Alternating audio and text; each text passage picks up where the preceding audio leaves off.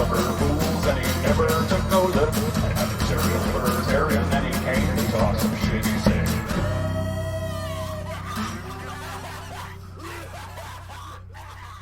What up? How we doing? Let's welcome in. Let's do this shit. Here we fucking go. We're live. We're in charge. We're doing it all. Hello. Welcome again. We're doing it again. This is how we go. Hello. How are you? Welcome. My name is Corey Adam. Welcome to whatever the fuck this is called. We're here doing it yet again. Trying to get comfortable. Moved around my shit. There it goes. How we doing, guys? Monday. Getting through our Monday. Hell yeah. Shout out to Cheeseburger Pie for subscribing. That's super rad. Again, second month. Venmo, but I have a hooker coming over. Well, I mean, you know, you can Venmo a hooker, I think. Do hookers take Venmo? Is that a thing? We got a really wacky, wild show for you today. It's going to be all kinds of craziness. Good. How's it going? How are you? Pretty good. Pretty good. We're doing all pretty good. Let's see here. We're going to pop over there. It's good. It's a weird day, right? Oil all over the place. That was kind of the big story of today. I got some stuff about it, but the main part is we have to explain exactly how it goes down. So, beer is good and Corey's online. Life is pretty good. That's right. That's right. That's what we're doing. And I think tomorrow we'll probably be putting the show over on the Steel Toe show, or next Tuesday. I want to get that Tuesday slot, baby. Yeah, I'm eyeing that Tuesday slot, baby. Hookers using Venmo? Why not? Yeah. Hold on. You need some drops? What's going on here? Corey, my man, how you doing? Pretty good. Let's see it. Ready? Here we go. My man. There we go. We got him. We also still have Beavis and Butthead action. I think it's going to be a little bit tuned up on that. I wonder if this is still too soft. I bet it is. I tried to adjust the volumes, but I don't know if it did it. Oh, it did go a little bit higher. Okay. That's pretty good. You do fucking nothing. All right. Oh, what? Oh, what? I like it. I like it. I think we got the sound bar fixed. Everything's looking good on that end. Effects going. Happy 420, everybody. Yeah, happy whatever holidays, man. I don't like... 420 is a weird one for me because it literally... Like, people who smoke weed don't celebrate 420. That's the whole gist of it all. So, we just kind of call it Tuesday, right? Shit's all right. Yeah, they are so much louder than me. Well, they were so much softer. Like, check it out. We're going to get this right eventually. We have to, right? They were super loud before. Excuse me, bitch! Let's turn this down just a little bit. See what happens there. You do fucking nothing. That's all right.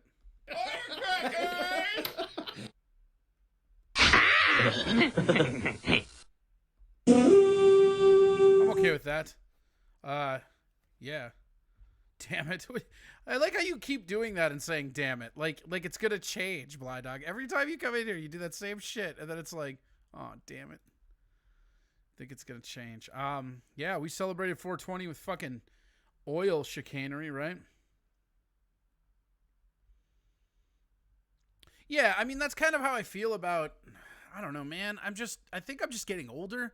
I just don't give a fuck about those kind of holidays anymore, right? Like, you know what potheads call 420? Fucking Monday. You know what drunks call St. Patrick's Day? Tuesday. You know, like, it's Cinco de Mayo, same thing. It's just amateur hour. It's just an excuse for people that can't smoke to smoke way too much and get super fucking obnoxious. And I kind of fucking hate it. And, you know, everybody will go, oh, well, it's Hitler's birthday. And it's like, whatever.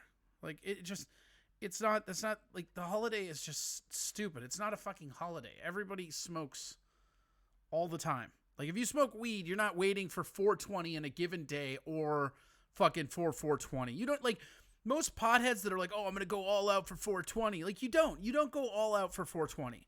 Because if you're going all out, you've been doing that since the get-go. Yeah, like Christmas. Fuck it, right?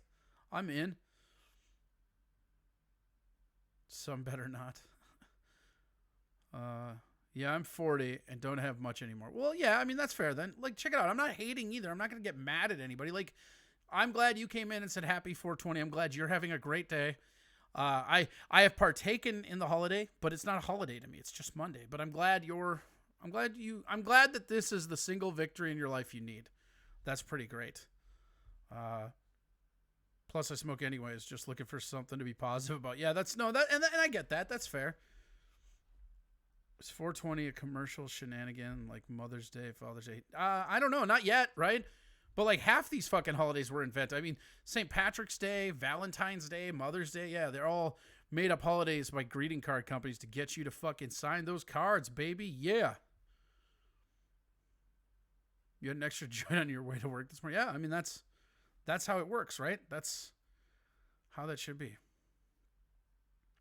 Not necessarily true that I'm celebrating today. Yeah, I mean, that's fine. Again, I'm just being a dick for the sake of being a dick, bro. Like, it's fine. Don't get all mad. Don't get all weird about it. We're just all being dicks, bro. That's what we're doing. We're being fucking dicks. I don't care. I love being a fucking dick, baby. Here, look at this goddamn dick. Just kidding. I don't know why I fucking said that, but there it was. Yeah. Y'all so mean. Yeah, you hurt? You got your butt hurt on that one? Sorry, buddy. Oh, poor guy. Did you get your butt hurt? Let's jump into oil shit right away, huh? I think the oil stuff should be where we go with today's episode to start out with. So let's see what we got. Boom. Bloop. All right. This is from Yahoo News of all places, but here we go.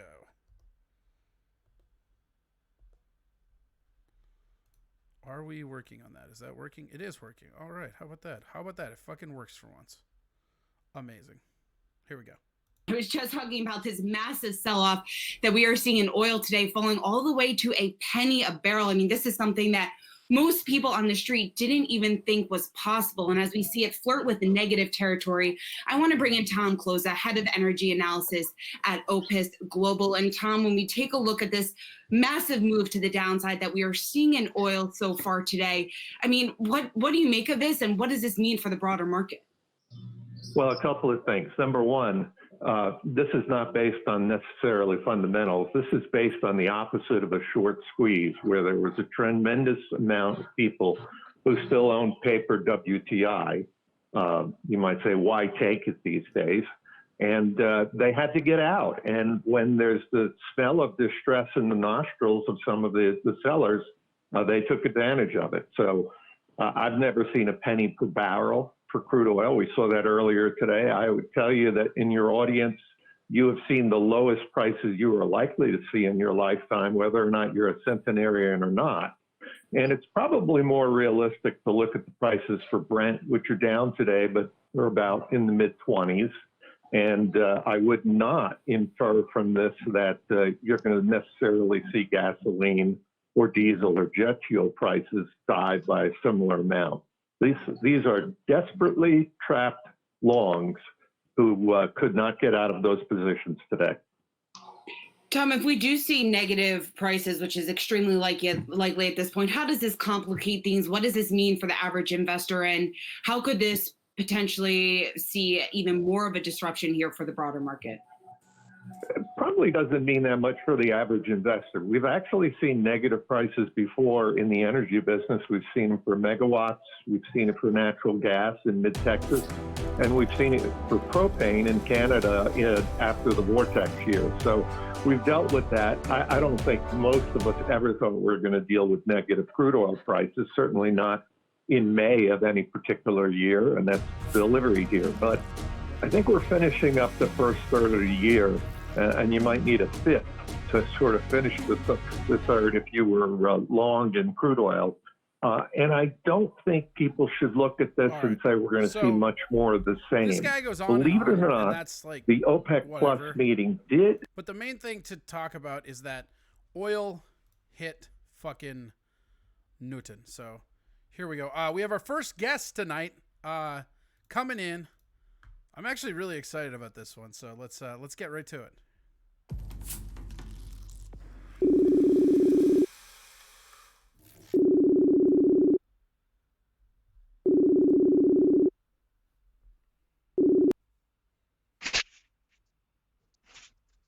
Hello? Hi. How are you? Am I on the air? You are. Why don't you identify yourself to people so they know who you are? Oh my God, this is Aaron Imholt, the host of the Steel Toe Morning Show on Rockin' 101 in St. Cloud. Corey's always on there on Thursdays. I am. That's true. But you do the lion's share of the work because you're there Monday through Friday. This is what I hear. Did you just reject my request for video? No, it's not video. It's just audio. I don't have I the made means it- for that. This is a very rinky-dink situation. I learned from you and the shed that we broadcast out of. So it's a very rinky-dink setup. Well, that's not an unfair criticism. How you been, buddy? Oh, pretty good. Very sleepy. I just finished prepping the radio show, and then I was playing a little Red Dead Redemption 2 earlier, and then I was thinking about going to bed after I'm done here with you. That's pretty cool. How Yeah. how did this weekend go for you mentally? Because I want to tell you, Friday was one of the best episodes I've ever seen. Yeah, that was fun. I don't know. On one hand, I'm going to try this new thing where I keep where I keep some of my private life private as to not sabotage it. I think that could end up being healthy in the long run. And number two, it went well. Okay. Do you feel like went you're well. just too public and that's always just sabotaged you, or what? I think about certain things I'm too public, and then when there's other people involved, I convince them that it's fine to be public with those things. And then it ends up sabotaging the whole thing because then way too many strangers know your business, and then way too many strangers write in and tell you what you should do with your business, and then that sometimes can be a really dumb thing to do. Well, yeah, and I feel like sometimes people, like, not just you, but sometimes people get lost in the momentum. I know, like, on the stage, sometimes I've gone after somebody harder than I want to, just because, like, you know, I've been drinking and the peer pressure is there, and you're like, yeah, why don't I just fucking annihilate this person? Yeah, or like, you know what would be hilarious for the radio audience? If I sabotage my relationships. I bet you I'd get some good comedy mileage out of that. The To audience be would fair, enjoy that's it what drove greatly. you to number one. Kind of, yeah, I guess in a way. But Here's It's what you al- it's you also- need to understand. Do you want to be happy at 1 or unhappy at 5? Those are your options. no, do I want to be unhappy at 1 or happy at 5? Did I say the wrong one? Yeah, you flipped it around. I'm real bad at this. That's okay. No, yeah, you know what? The sick part is, as much as I'm acknowledging my faults, and as much as I know where my shortcomings are and what I need to do to be a better person, when you put it that way, you cause me great anxiety, and I go, oh shit, I think I'd rather be unhappy at number 1. Because that's when my need to be better and honest runs into my need to beat and destroy everyone who's up against me. Do you think there's people still up against you? Like, I mean, I don't know. What, like, because ever since I've been on the show, you've been talking about maybe doing syndication, but then you just didn't, like, it didn't happen or something. Like, what's your next mountain to climb? What's your hurdle, man? You need syndication because, I mean, we're not going to relinquish this lead. And the problem with, like, the hitting number 1 and stuff, we all did that from the studio. We just did that in the room. We never put up so much as a billboard for the radio show, never promoted it. But for syndication, you need the management of the station and them to get behind you to do that. And the management at the station is not going to do that. They just don't. They don't know how. They won't. It kind of seems like, though, part of the, like, way that they run it is what allows you to run your show there. I feel like you wouldn't get away with running your show at, like, an iHeartMedia or a, you know, what is it, Hubble or whatever the other one No. is. They wouldn't sit idly by as I buy up the trademark to the program, and they wouldn't sit idly by as I just go, hey, I'm just going to build this Twitch channel from nothing. But then again, iHeart's got like a digital team that does that stuff. Our station doesn't. So I think the thinking is, if I don't do it, it's not going to get done. So just let him do it and fuck it. Otherwise, we'll have nothing. And then it's just you and nothing around you. Then they have to appease you even more. It's like they're putting themselves in an indentured place to you. Right. It started out, you know, as like, oh shit, I really need a gig, and they're offering me the radio show for not a lot of money, but then they're offering me the sales. They're offering me control of the advertising. And I'm like, well, that could be beneficial in the long run. And then when it started out, the power dynamic was such where they were like, this guy needs us. He really needs us for the gig and to pay his bills and all that shit. And then we hit number one, and the advertising revenue was through the roof. And now the rest of this, to kind of give people an example, on Rockin' 101 in St. Cloud, the overall 12-plus rating for the entire station, Monday through Sunday, 6 a.m. to midnight, is a 4.4. That's what the whole station does. The morning What is the top scale that goes to? Because what's a 4.4? Like, how high does it go? 5? A 4.4 share. 4.4 share is 4.4% of the radio audience is listening to that station at that time. So, however, the Steel Toe Morning Show, 12 plus from 5 to 9, is doing a 9.1 share. So the radio station is doing a 4.4 all day. That includes the 9.1 we're doing. So then you take us out of that equation and you look at what the rest of the station must be doing, and it's got to be like a 2 something. Yeah, well, I mean, if they're willing to cut down, I mean, that's when they extended you to another hour. Like, that's not, like, ideally the station would be hitting on all cylinders and they wouldn't be asking their morning guy to go extra, but, like, especially because most of the stuff you were judged in went through 10 anyways. It was just a dead period of ratings, right? Oh, God, we died. We looked at the ratings, and if this next ratings book, which I think will be really good for us because I think a lot of our audience are considered essential, kind of the blue-collar construction types. Mm-hmm. So I think our audience is going to be huge, whereas places like KCLD that rely on school kids, they're going to dive off the face of the earth. I didn't even think about that. Yeah, all the people that have, like, teachers listening to it at school and shit, or just people at, like... Yeah. I mean, think about, like, gyms. How much bullshit schlock is on the radio at the gyms? Yeah, so, I mean, you talk about, like, I think it's going to be a blue-collar book, and that's for us. But anyway... the 9 to 10 o'clock hour when we weren't on, they did the math and they said, Aaron, if you can take your 8 o'clock to 9 o'clock audience and you can hold 38, I think it was either 38 or 36. I can't remember which number it was. So I think it was 38% of the audience. You'll be beating what we're currently doing 9 to 10. Well, and I figure it seemed like we were doing close to that when we were doing the after show anyways. Because we would go on the after show and the Twitch numbers wouldn't drop. I mean, we'd be losing all those people because we weren't on the radio, obviously. But, like, the actual demographic of people listening, I mean, there's something really weird and addicting about your show. I call it Little Howard Stern on the Prairie. And it's like, it's just funny because it seems like eventually they're just going to turn it into, like, the 24/7 Steel Toe Network and you're never going to get to sleep. Yeah, well, and not only that, but... I think you mentioned what the next step is for the radio show, and I don't know if it's syndication, and I think you've mentioned this before. It might just be continuing to build this Steel Toe podcast network and stuff like that until that's just drawing enough eyeballs and money that's just kind of the next thing. Yeah, I think that's exactly it. I think everybody's looking for the next thing. You're actually in a very fortunate place where you don't, like, because of your profession, you don't have to necessarily, like, you have to look down the road for your goals, but radio's not going anywhere, and that's what's really cool. You really notice when it's essential and stuff, but you're still out there doing, like you said, this will be a blue collar book. You're going to be crushing it. Yeah. Well, and not only that, but watching all these comedians sitting at home trying to do podcasts and shit, I watch it and I go, oh God, you know what? I think broadcasters are safe. Yeah, I mean, that's why, that's part of the main reason I did this. One is, I have the radio show to help me out, but the other thing is that I didn't want to be one of these people doing a live open mic or a fucking podcast. Like, that seems so fucking boring to me. I think what comedians need to do, I know they kind of shit on radio, and it's probably because all the radio they've done is that shitty, schlocky radio.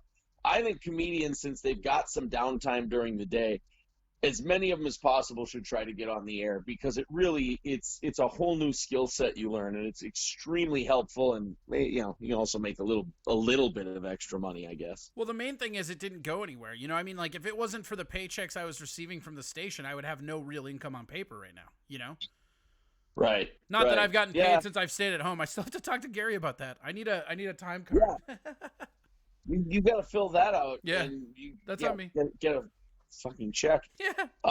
No, you're supposed to be doing this show from our channel, but you're too lazy to get that done. Yeah, well, I just need to fucking redo the bot and the fucking Stream Deck thing because it's all in. Every button on my fucking pad has my login in the channel, so I literally would have to go through and change all of it, and I just am real lazy and haven't had the time. Hey, how do I do your screen thing? I want to do your screen thing where you have the subs and the donations, and then you have the sounds that play when they do. I want that. I can set that up with you. I mean, that's all through Streamlabs, but that's what I'm talking about. Each of those buttons that I press and all of those things, they're logged into my account, and I have to change all of them over. So I have to create a whole nother profile, and that's it. But yeah, we can totally hook you up with that. I want those in the Savage Thoughts garage. That would be really cool. Yeah, I can. I mean, I'll tell Pat or you or anybody how to do it. I mean, I could probably show you too. I mean, it's super easy. Do people know about those Savage Thoughts maniacs? Oh yeah, I mean, one of the biggest things we've been doing here. This is our 24th episode now of this show, and we tell them every Tuesday when I'm done. Wednesday is you, Thursday is Savage Thoughts. Everybody in here knows about that. Well, I will say this: I'm thinking those guys are like 2 or 3 weeks away from just firing live guns in studio. Oh, I know, right? That firecracker. I mean, I have the firecrackers as a sound drop. And it's one of my favorite things ever. I don't know that I ever laughed as hard because a lot of people have never been to that garage. Like, that garage's floor is covered in gas and all kinds of flammable, and they're just drunk throwing firecrackers. They're throwing firecrackers near compressed air cartridges. Yes, on a garage floor that has gasoline on it. They might as well be in the ocean and yelling at a shark, "Smile, you son of a bitch," and then tossing firecrackers at an air compressor. Right. I mean, there's a big, like, it's like the lowest budget action movie I've ever seen. Its beauty is how horrific it is. So I gotta ask you this, and I wanted to make sure that it was over here so it doesn't like necessarily get back to anybody, but like, how nice is it to record in a studio that doesn't have that fucking buzzing going on? Well, from what I'm hearing, the buzzing is gone. I don't know how, but I hear it's gone. Okay. But I don't know if that's the case or not. But that made re-listening to some of those episodes unbearable because it was everywhere. Oh, they were bad. But Matt has a setup in his garage that they threw together with spare computer parts that's better than our radio studio. Yeah. No, I mean, the way that they have that place set up, because I only went there the once. You were there that night too. I brought Maddock with me, and like that studio setup, and I'm sure it's even better than when I did it. Like, it's great. I mean, it's ridiculous how much it is. But you know, I gotta say, like the old Red Shack, like, doesn't, like, that's not the worst I've been in, man. I do that sometimes. I do that score, and that's like fucking shit left over from the 60s. Like, their microphone, like, cough buttons and shit are made out of like wood. It's the craziest thing you've ever seen. Dude, Score is lucky that it's on the air. That station does like a 0.8 share. Like, it's miserable. Nobody listens to that. That's disappointing. Oh, I'm sorry. Wait, you're on that. Never mind. Not no, really. It's really good. You can dig their grave. I don't give a shit. The No, only really... radio show I'm on the payroll on is Steel Toe, so that's the only one. You better not badmouth that show, you prick. That show's gay.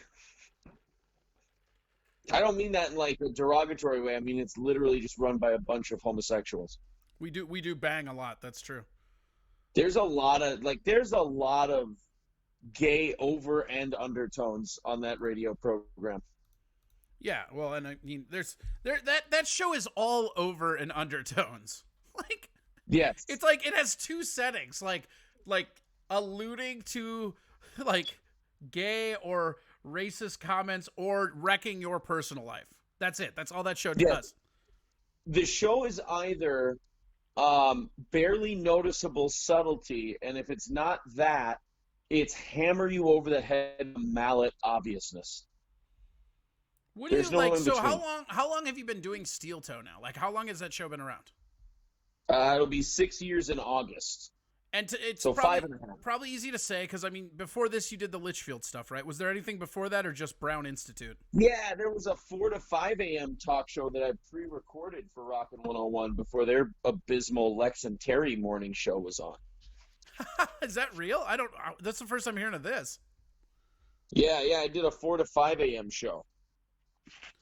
So what, like, you have to, this has to be the apex so far. I mean, what to you was your crowning achievement of Steel Toe? What was the one thing where you're like, all right, I can do this, or I'm making it? Oh, Or, shit. Oh boy, what was the first? what's the thing you're most proud of? Like, there's got to be like a feather in the cap where you're like, Oh, fuck the yeah. thing I'm most proud of is easily this past January when we hit, because we've been number one among men and we've been number one like adults 25 to 54. But when we hit number one, adults 12 plus, 1849, 25, 54, like every single demo, that was the biggest moment. Before that, it was probably hijacking the St. Cloud Rocks bobblehead contest to put a once a week Oh, that was so great. AM broadcaster in Albany on a bobblehead thing that they clearly had pre-designated for KCLD. I don't feel like Rothstein was like gracious enough about it though. Like that kind of bothered me. The guy like seemed like he was almost inconvenienced with it. It's like, come on, dude, get the gag. This is hilarious. Right, and we threw a fucking party for him in his own hometown.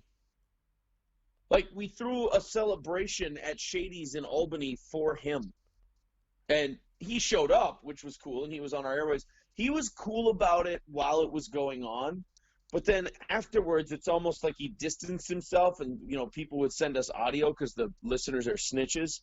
And they would be like, oh, Rothstein's saying that, they did it, and it was their listeners that did all this. And you're like, well, fuck you, dude. I always wonder, do you think he was like getting paid to take a dive and we fucked up his take? Oh man, I wonder. Like, because like he never seemed as like to me, and maybe I'm just that much more of a shitlord. If somebody hijacked a garbage competition, because like you and I said when it was happening, like they clearly set up those brackets to have KCLD skate through it. Well, and to update the audience, basically the St. Cloud Rocks are an amateur baseball team in St. Cloud, and they had this fun little media bobblehead bracket thing where whoever won this bracket based on audience voting would get a bobblehead made of that broadcaster.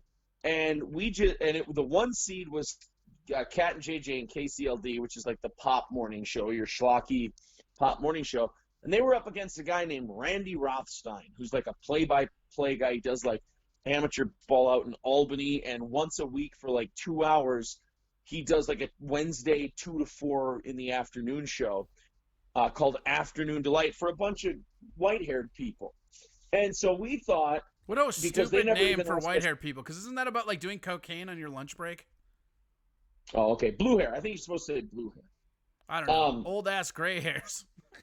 Old-ass gray hairs. So we, as we do, take a minor offense of not being asked to be in this bobblehead competition. We took it as a giant slap in the face and decided, you know what we're going to do? We're going to fuck with their whole competition. We're going to back this Randy Rothstein guy who's clearly supposed to get the shit kicked out of him, and we're going to have him win the whole thing.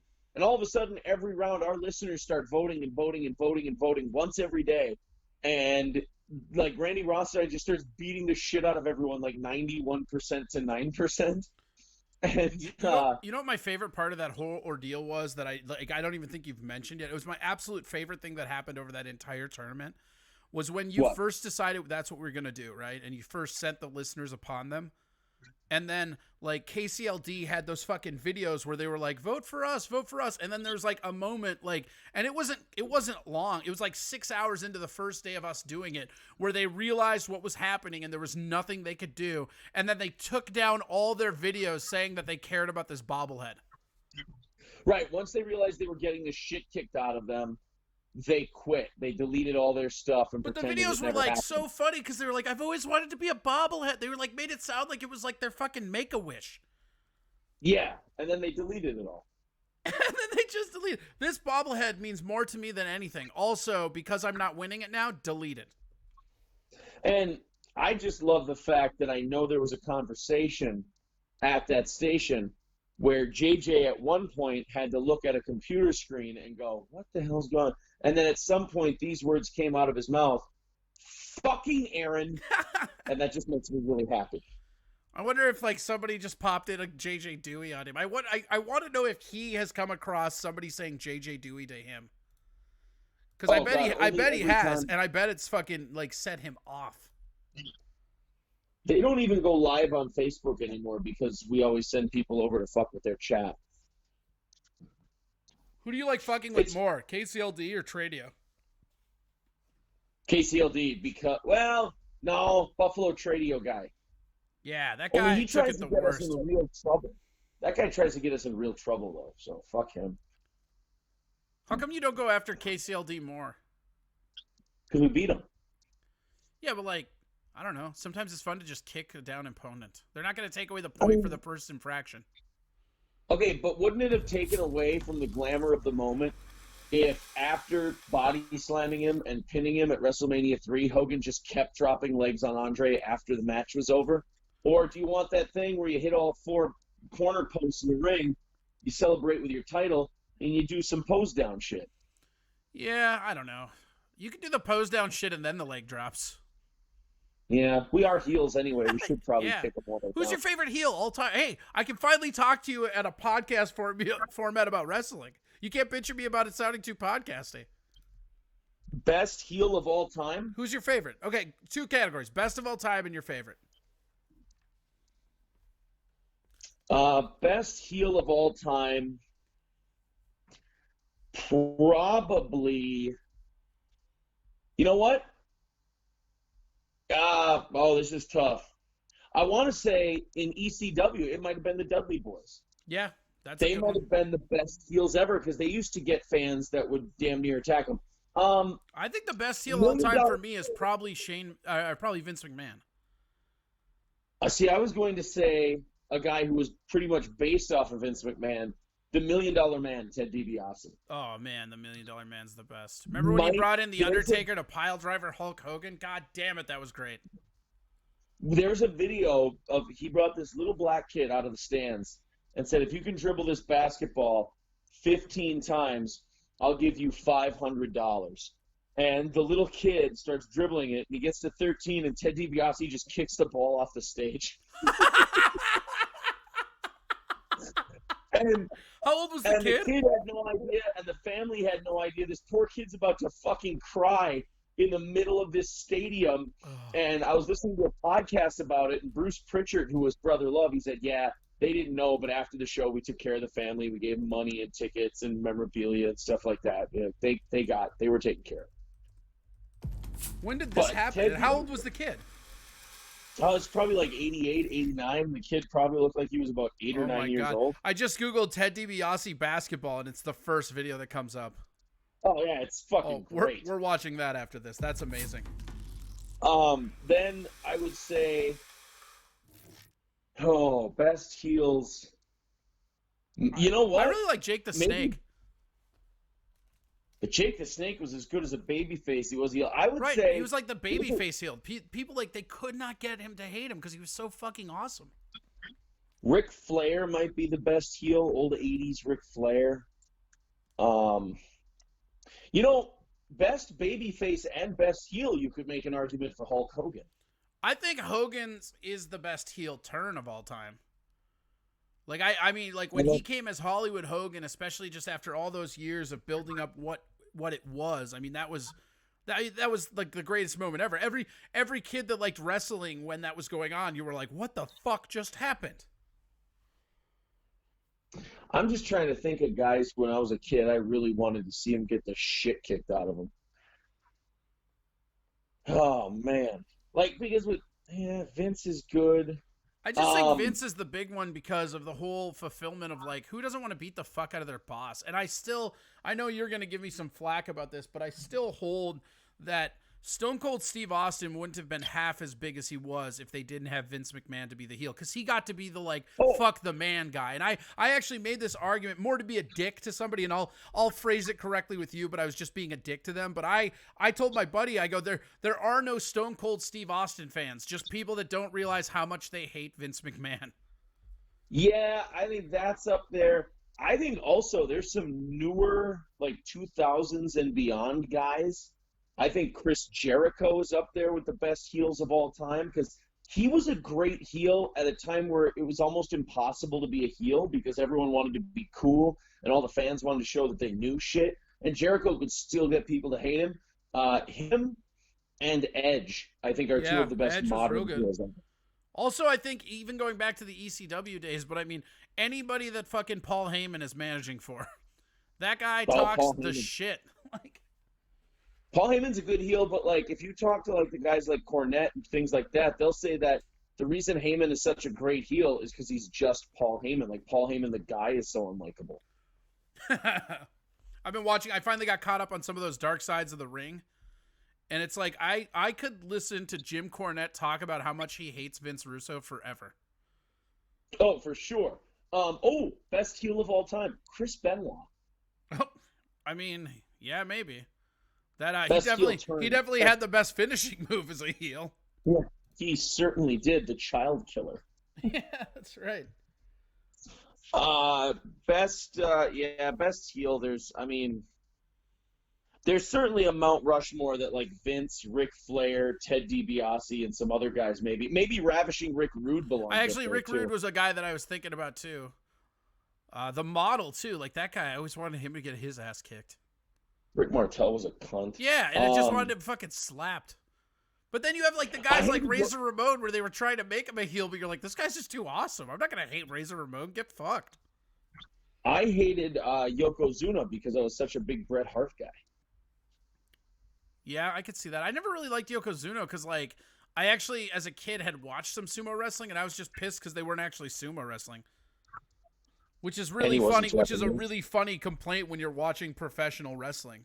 I don't like this character because he's not really fighting. Yeah. Well, they tried shoot fighting once with that Brawl for All, and Butterbean nearly killed Bart Gunn, so they nixed that. It would be interesting to go back in time and have Bart Gunn fight him with no training, like just to brawl and see. I mean, he probably still gets lit up, obviously, but he probably does better. Because he's sitting there trying to take it like a fucking boxing match. It was like fucking go out there, punch, man. Don't try to outdance a guy that's been boxing his whole fucking life. You fucking you grip your mouthpiece, you chomp down on it, you throw your punch, and you fucking pray. That's how you fight a fucking professional fighter when you're not. Do you know how, like, if they would have tried that in the era of like Brock Lesnar, how bad he might have murdered Butterbean? Oh yeah, well, but I mean the thing about Brock, like Brock doesn't get enough credit for being an actual fighter. Like everybody, and this happens in MMA. When he was the champion in UFC, all my friends would talk all this shit, and they're like, "Well, he's not really this or that." I'm like, "What are you talking about? That dude like never lost a college wrestling match. Like if you fought him in college, you lost." Now wait a minute. Better shoot wrestler, and I know it's different because one's world class, one's collegiate. Would Kurt Angle or Brock Lesnar would have won that Olympic wrestling match? They had to put a gold medal on the line. Who do you take? I'd go with Brock just because of the weight. Because Brock weighs substantially more than Kurt Angle. Yeah, well. But I mean, technique and stuff. I mean, like Kurt Angle was the real. Kurt Angle is another really good heel that people forget about. When that guy first came in, and the way that he was talking shit to all the other wrestlers, he's like, "No, I'm really a wrestler. You guys are fake." It was fucking great. Eddie Guerrero, great heel. Yeah. Yes. Absolutely. God damn it! You just said one. Kurt Angle, great heel. That triggered somebody else. Oh shit. JBL. Yeah.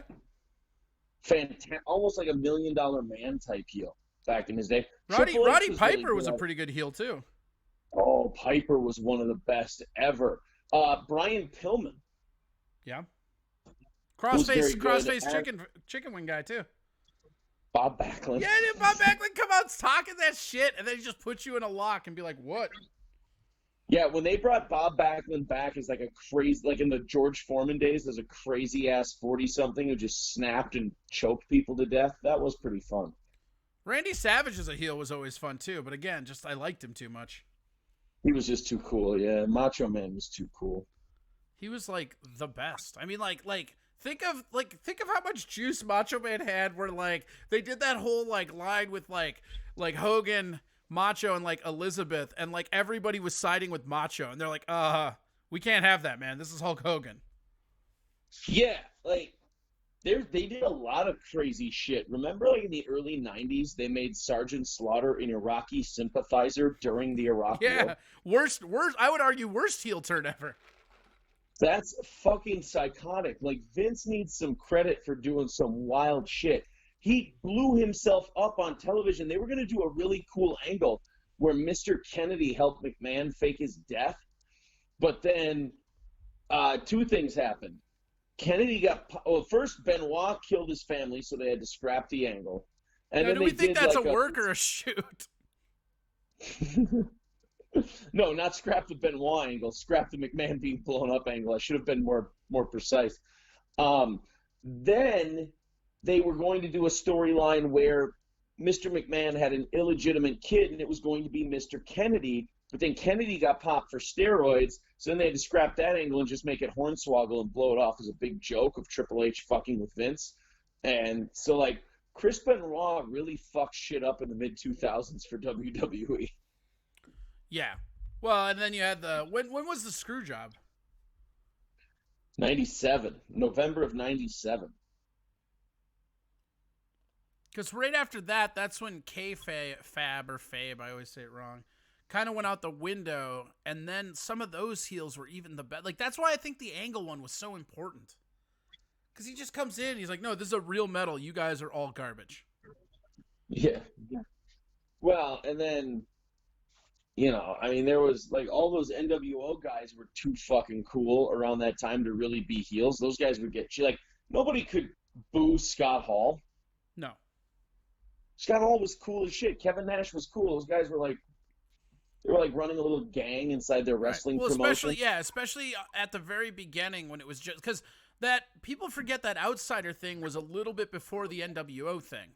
And when they first showed up as just the outsiders, that was just crazy. I'd never seen anything like that. And it was shoving a fucking spike in these personas that had defined wrestling up until that era. Wrestling fans for a while thought that was legit. They thought Razor Ramon and Diesel were walking on to WCW. Like, I know as a kid, like, I was 9 when that happened, and I thought that was legit as fuck. And then the reason it took so long to get the NWO started, it was supposed to be the outsiders, and they wanted Hogan. And Bischoff has a podcast. He talks about this. He says they went to Hogan. Hogan's like, "No, brother, I can't do it. Can't ditch the red and the yellow." Have you ever heard who the man they went to and had agreed to it and was ready to go as the third guy in the NWO was? No. Sting. Really? Is Sting- that why he Sting was was- always on standby in the rafters like a dweeb? Well, no, that was Scott Hall's idea after. Scott Hall was big on the movie The Crow. Yeah. And he wanted Sting to be like this silent vigilante. He wanted like a Batman Crow kind of character. A literal But- Batman, because he had bats. Yes, exactly. Crow Batman. That is something as a kid I loved. I thought that was the coolest thing ever, but as I went back and watched some of that as I got older, I hated it. They dropped the ball with it. That could have been so much cooler. Right, but like when you're losing to, you know, beach tan, fucking Ultimate Warrior face paint Sting, you're doing it wrong. That's all I'm saying. I loved Surfer Sting. I think he's better than Crow Sting. So when I was a little kid, Surfer Sting was the shit. Well, And he then was they the primary workhorse for WCW. I mean, was Sting ever in WWE? Well, not until he went in like 2014 to wrestle Triple H at WrestleMania. Okay, so he was in for that. See, and that's where I kind of He fell has out. look that up for later, and I'll let you go here in a little bit. You look up these wrestling clips. Sting Survivor Series debut, where he goes to confront Triple H for pulling some old crooked shit. It's one of the coolest debuts ever. People went ape shit for a long time. AJ Styles debuting at the Royal Rumble was another one where people lost their minds. Yeah. And that's one of the cool things about wrestling that never really goes away no matter how old you get, is one thing wrestling has that no other live event has is those holy shit moments when like a guy's music hits you, like, that's not supposed to happen. Like the fact that they can still pull that out of grown men, that suspension of disbelief is unbelievable. That's an unreal skill. Yeah, I think that's also why I like the indie wrestling circuit too, because they are hard selling everything. Like the WWE main product is garbage, and I haven't watched it in years. But I still go to WrestlePalooza once a year. I'm watching AEW. I don't really watch Ring of Honor that much, but I still like Marty Scurll. But they kind of got poached by AEW, so they're not that good anymore. Whoever could talk Punk back would be Oh, that would be the it's one. happening. He's coming back.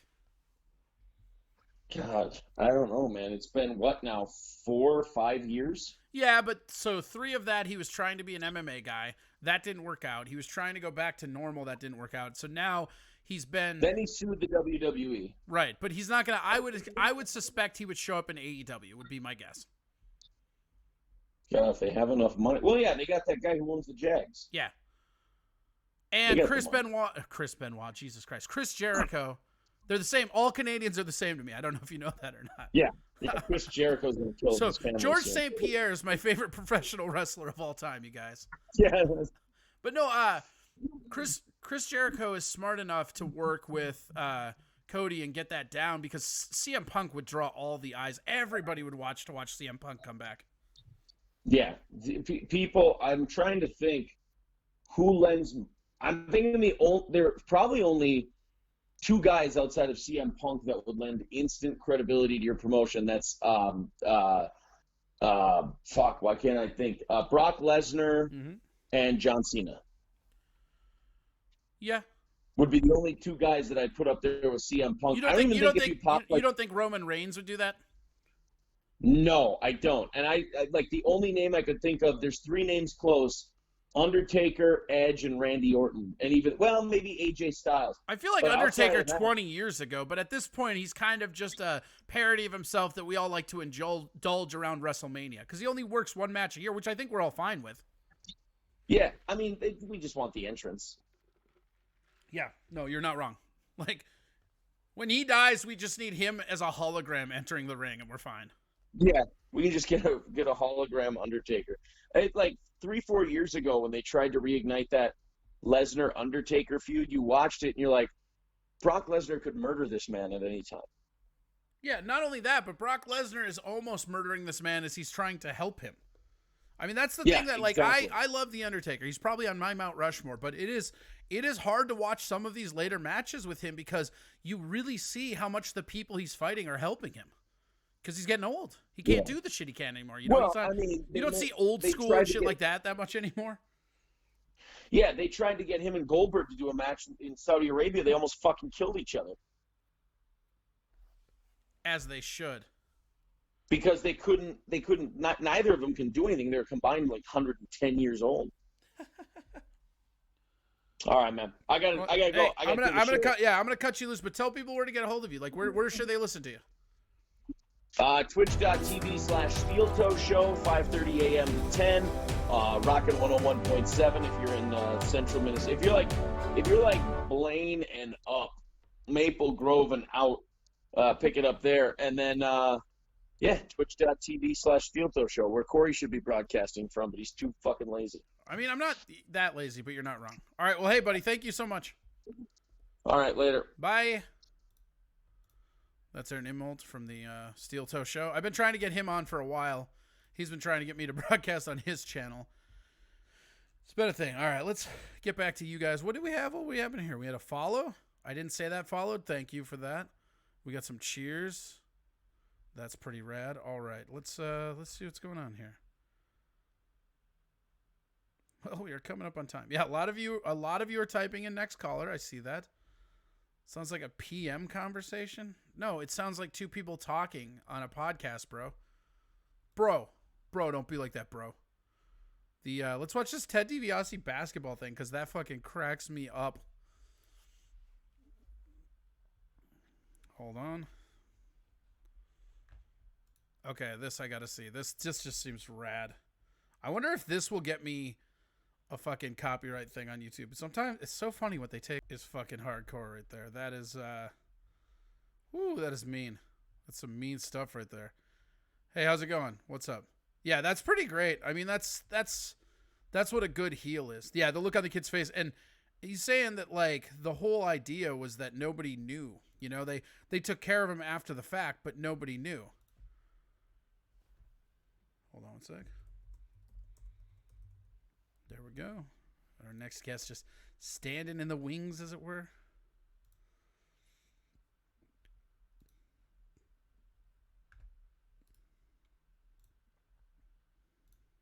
There it goes. You were that kid's age when you saw that? Yeah, I was, I don't know how old I was when I don't remember that when we were talking about it, but I remember seeing it when I watched it. I used to watch all that shit when I was a kid.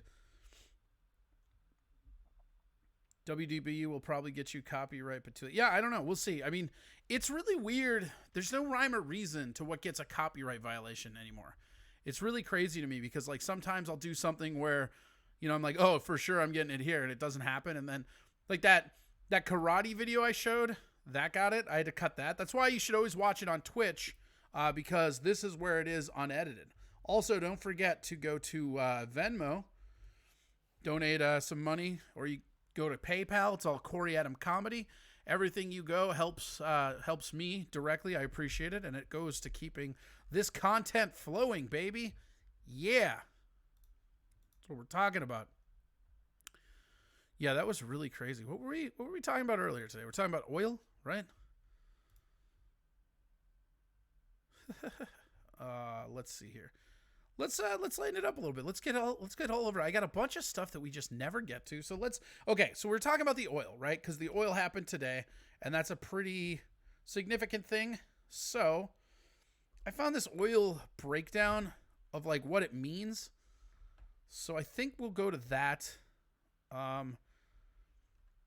This guy, Nate O'Brien, does a bunch of shows. He's pretty good overall. I find him to be a little bit pretentious, but his info usually checks out. So here we're going to watch him talk about what these oil prices mean. If you're not following us today, oil actually went negative today. I think it came back up, but you were talking a barrel of oil was going for negative money. That's the best deal on the planet. Obviously, that's not what it is, but still, it took this nosedive, and that has crazy ramifications for us going forward. Yeah, the oil prices are fucking nuts, right? Yeah, 99 cents a gallon. Yeah, who thought that oil prices would drop down? I mean, that's, you know, and I've seen there's memes all over the place where they're like, oh, gas is $1 a gallon, but it lasts 4 months. Pretty good. Corey Adam, do I have pants on? Yes, always. All right, so here is what we're going to do. Boom and boom. Let's take a look at my oil. Let's see how my oil's doing. Oof.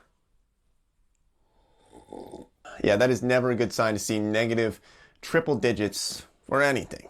But what we need to do here is we need to kind of bring up a couple of things that a lot of people are overlooking with oil. I see a lot of headlines, news articles. You look at most media outlets and their big titles, oil crashes, end of the world. There's a lot of misinformation out here, and people are starting to get the wrong idea of what's actually happening with the price of oil. For some reason, people believe that because of all these news articles that we're seeing, they're starting to think that they can go to the gas station tomorrow and someone's going to pay them $50 to fill up their gas tank. That's not what's going to happen, so please don't get the wrong idea. Our goal here is to hopefully clear up some of this confusion or misinformation out there. If you're new here to this channel, though, make sure you subscribe. We're trying to build this one up a little bit. I'd really appreciate it. There's a lot more informal, but we want to talk a lot more technical. At the end of it, so like, you know, because he's promoting himself. Yes, let's look at the price of oil. You can see he's down right now at the moment, negative $35 per barrel. But this is for May contracts. See, the way that we're working with oil is that if you are holding these May contracts for the oil output in May, you are obligated to actually take this oil. And the reason why we saw it go negative today, it went from well over $10 a barrel, crashed down into the negatives, and now producers are paying to get rid of oil, right? They're paying to get rid of their oil, and there's a reason for it. We'll talk about that in just a second. But if we look at supply and demand, basic economics, right? There is far less demand at the moment. In fact, if you look at the statistics, roughly about 30% decrease in demand from the numbers that I've seen, although a lot of this is up for debate on how much oil people are using versus what they were using last year. It's certainly a lot less. The problem here is that a lot of producers are still pumping out a lot of oil, even though we've had talks with different nations and a lot of countries have agreed to cut back their oil production quite a bit. It's still not enough. And if we look at basic supply and demand, we have far more supply than we do demand.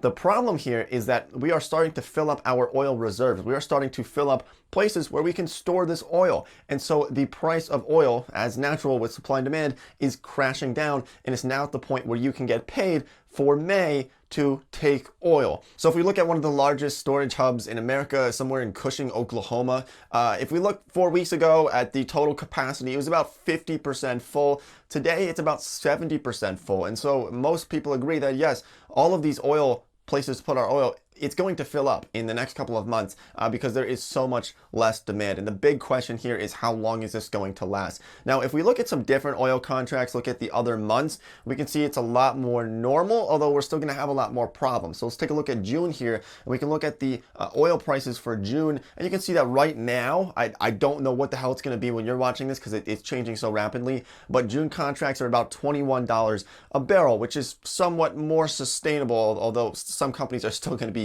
going under at that price, most definitely. And then we can drag this out and look at some other months. July, $26, August, $29, and it goes back up to a more normal price, but still well below that $40 or $50 price range that some people were hoping for the next year or two.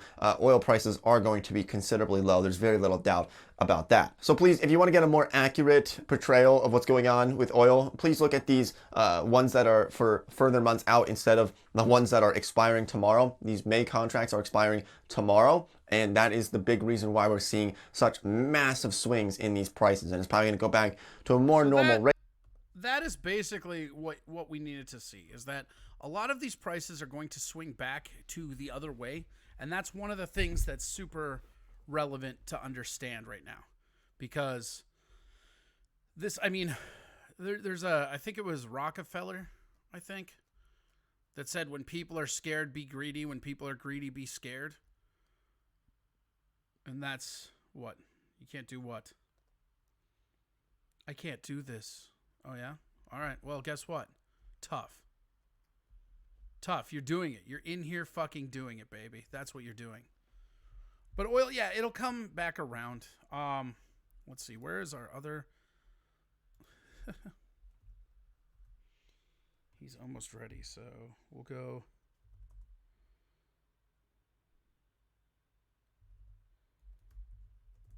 There we go. Boom. Who knows? Okay, Fallen the Great has followed us. Thank you. That's super rad. Appreciate it. Don't forget to subscribe. Can't do it. If you can't do it, let's see. Yeah, hold on.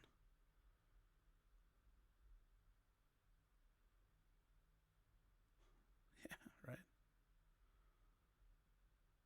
Yeah, it always comes back. I mean, that's kind of the whole reality of all this, you know, is that it goes up, it comes down, it loops around, it comes back around. It's just kind of the nature of the beast, and that's okay.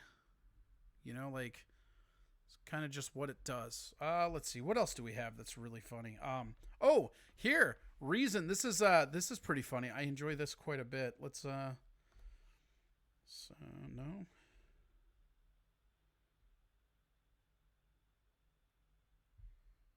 That was a little too in my face. What do you mean that was a little too my face? What was in your face about it? Oh, can you have some of this Adderall? Yeah, you can have Adderall. Nobody cares. Yeah, Texas will have to shut down MME. You're right. They'll have to slow down and they'll have to shut down because that's exactly what it will be about. Because the supply has to be there. Oh shit! Oh shit! Oh shit! Oh shit, indeed. Let's see here. That.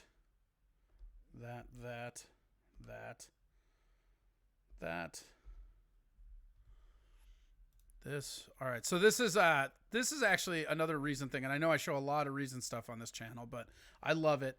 But this is literally one of my favorite. This had me laughing so hard. So here we go. I'm gonna watch it. This is a very, very quick watch. So we're gonna watch this real quick, and then we'll get on to our second guest. First they said don't buy masks, now they say wear a mask. So here's a quick guide to making your own mask at home because the government clearly doesn't have a clue and it's all on us now. Thanks to the Baltimore Aerial Surveillance Program for these overhead shots. That's some seriously dystopian shit. Cut your fabric into two 6x10 inch rectangles. Looks like 6 inches there. When you measure, imagine you're redrawing your own congressional district. Give yourself some extra room for any stupid mistakes. These things are sharp, so be careful. We've got enough tiny pricks screwing things up right now. Thread the needle like a Clinton on gay rights. Fold like Republicans on free trade, and ham right down the line like way too many votes in the Senate. Republicans, I know you guys love closing borders, so this part should really tickle your nuts. Use string fabric or elastic to make ties for your head. Politicians will need a little extra to get around that thick, empty skull. So there you have it, the Joe Biden of face masks. I don't want it. It might touch your face in a strange way. I doubt it could even do the job, but the only alternative seems dangerous and irresponsible. Yet if I even consider a third option, somehow that makes me the asshole. See, that's pretty great. I don't know. That just makes me feel good. Just hits me in my feels. All right. Big sexy Dago. We're actually we're gonna be calling this WAPs happening with Corey Adams, so it's pretty funny that you lead with the Dago stuff, K-Fawn. That's pretty great. Yeah, isn't that great? Gotta have a sense of humor about shit, right? Because who the fuck cares? Everybody's gonna die. Nothing's forever. Deal with it. All right, we're gonna go right into our second guest now. This shit has been flying today. Let's see. Here he comes. Boom.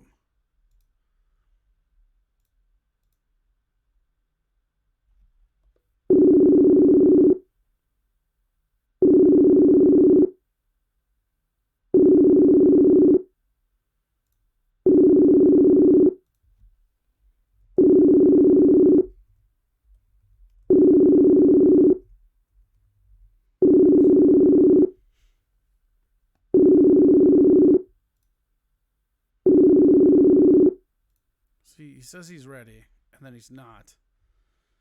Everybody's the worst, right?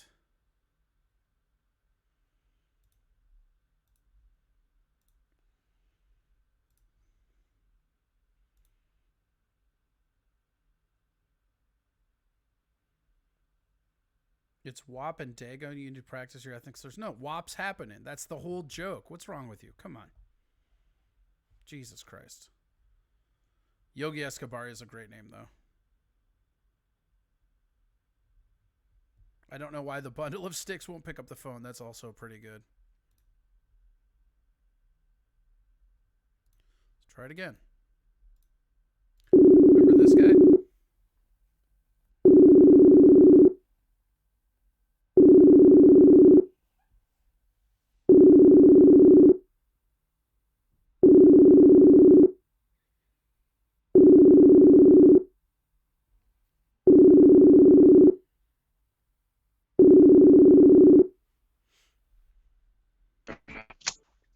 Corey Adam, how are you? Oh shit, he picked up the phone. I've just been putting a picture of White Eagle liquor. It's pretty great. How are you, buddy? You know what's funny? I'm doing great, Okay, actually. hold on. Oddly enough, we're getting this picture up of you. Here, hold on. We're getting this all taken care of. There we go.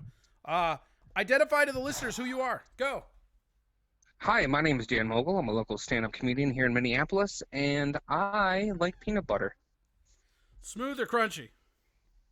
Crunchy. Ooh, God, if you like smooth, fuck you. Jif or Skippy? Ooh, I'm a Jif guy, actually. Jif. Is it choosing moms? Choose Jif? What was the lingo? Yeah, you're a mom. Deal with it. Yeah. So we're on a show. You are on a show. Tell me currently about your being show. broadcast to tens of people.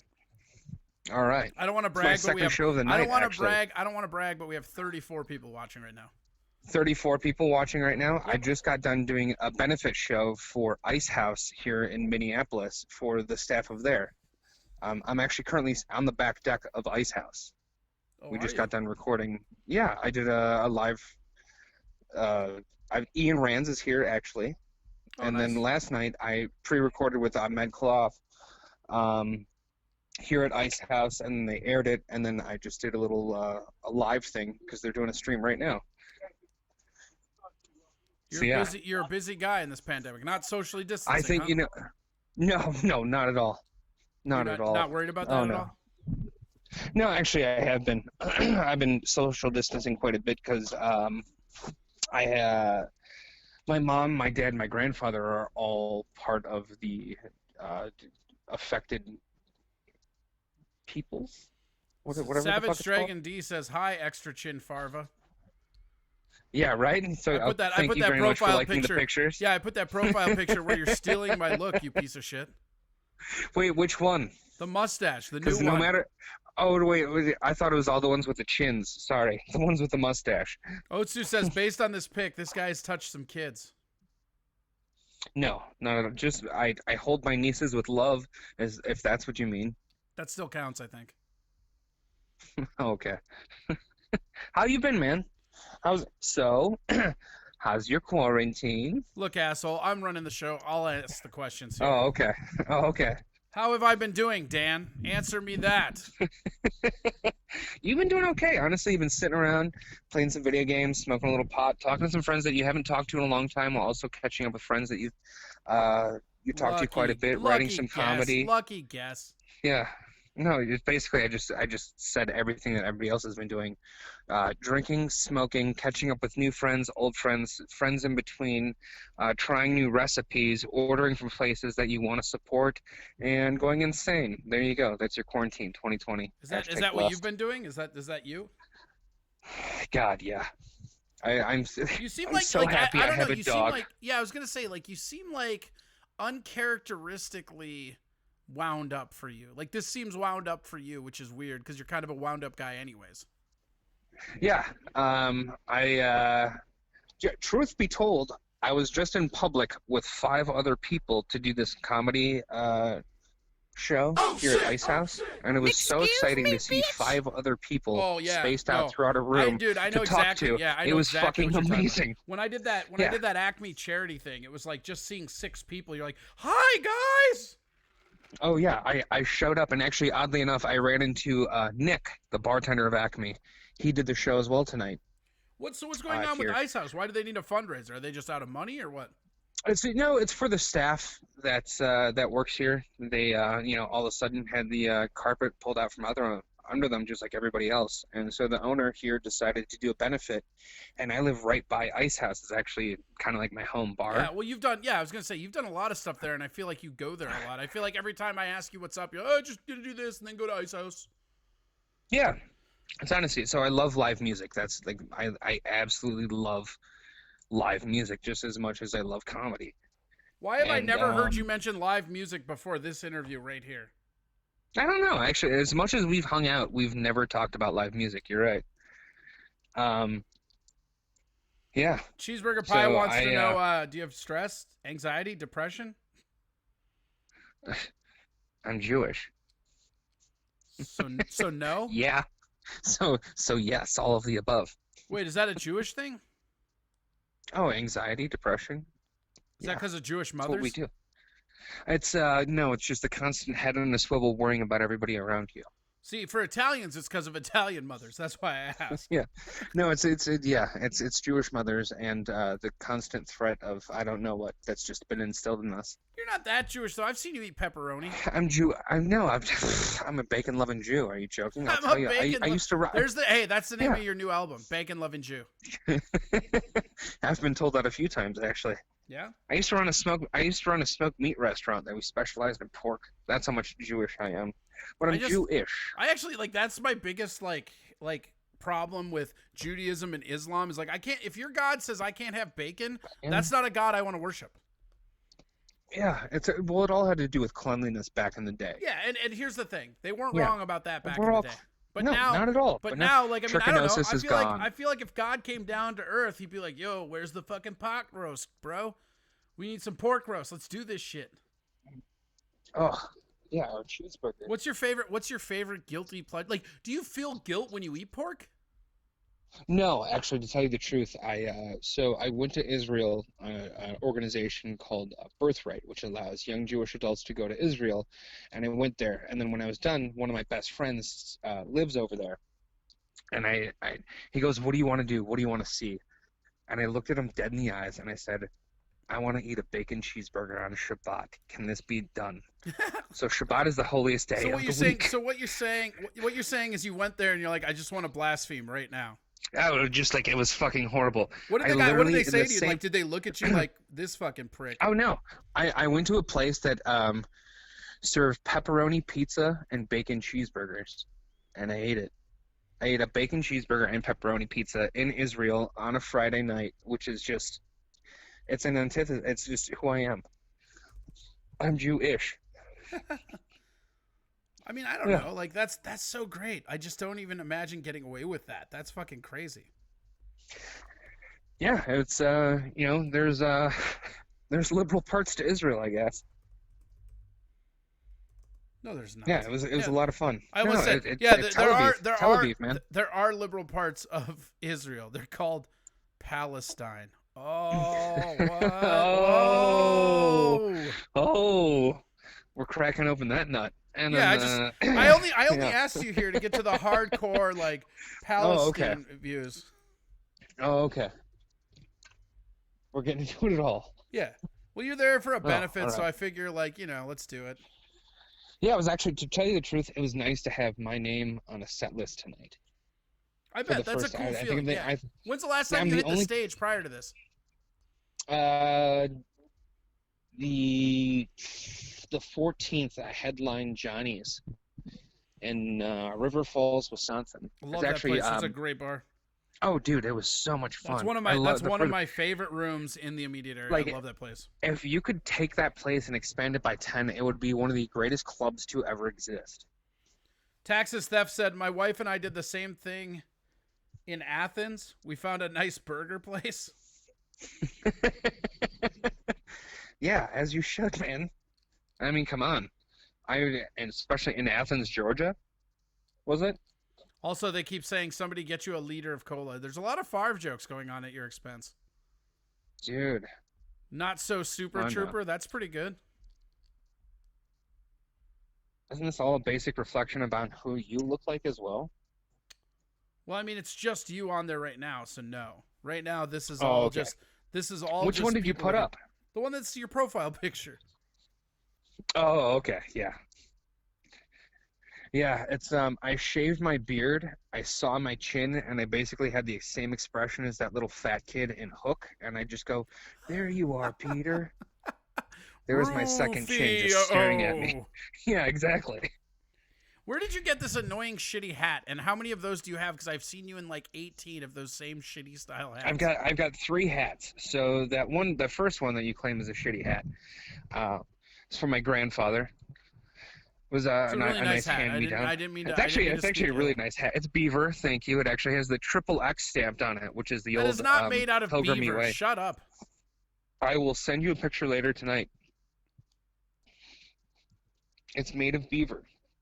Oh, now somebody's saying nice 3 chins because somebody else said nice 2 chins. Get it? It's 4. Get it right. Fuck. Stephen Tovar says, Dan looks like the American that brought SARS to Canada. This is kind of like America, huh? Except they have ketchup chips. Yeah. Actually, have you ever seen that they have XFL chips? Yeah, well, XFL chips now. Yeah, right. R.I.P. No more. No more. What do you think is going to happen with comedy? Me personally? Outlawed. Yeah. Yep. Anybody caught telling dick jokes gets their dick cut off from now on. Weren't we building to that anyways?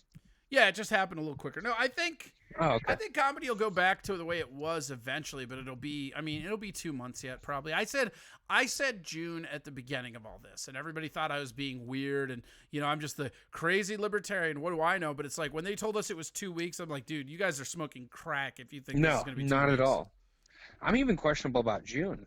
Well, the main thing, and this is something that's interesting, and one of the things I've been doing on this show is I've actually been using my influence to actually report news stuff that I find, because a lot of the news that you can find out there isn't really, like, all of the major news outlets right now, they're so caught up in what they want people to think and what their agenda points are that they're not reporting news outside of that. And when you look at some of the news outside of that, you get a more complete story. The biggest one that you don't see anywhere is that they've basically come to know that heat kills this thing, which means come into the summer, it's going to be gone regardless.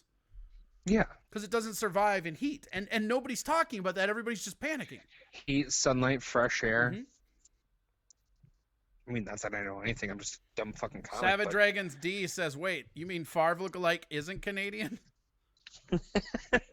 No, I'm a proud Minnesotan, dick. Also, Closest somebody I cried and come said, is- "Would Jesus wear that? He's Jewish. What does he give a fuck about Jesus?" Yeah. What do I care if a fellow heebie-jeebie wears that? Yeah, No. he was just a lying prophet. Nobody cares. Yeah. Tell me more about your precious little book. A lot of religious talk tonight, I guess. Mm-hmm. You brought it up. Yeah, I know. It's Maybe my I fault. did. I No, don't know. I think you did actually. I think I did. Yeah, I did. I yeah, I totally think you did. did. Leave it to a Jew to bring up that he's Jewish. Huh? That's never happened before. No. Never, ever, ever. Did this guy get his liter of cola? All right, look, guys. Here's the deal. I I don't like mind. how everybody's talking about how I look like Super Troopers and a liter of cola. No. Well, but Yeah. it doesn't matter. My Exactly. whole point. My whole Somebody point is this. exactly. My whole point Mark is this. right here The is telling joke's me to been just made- shut the fuck up. Because no, I don't.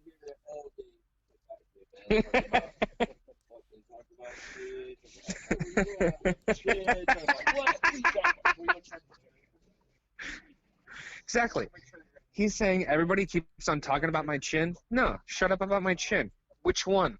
Give it a name. Yeah. If you're gonna name it, if you're gonna say chins, name them. You can First, second, third. Everybody go. You can pick on Philip, but you're not allowed to go after Chauncey. Exactly.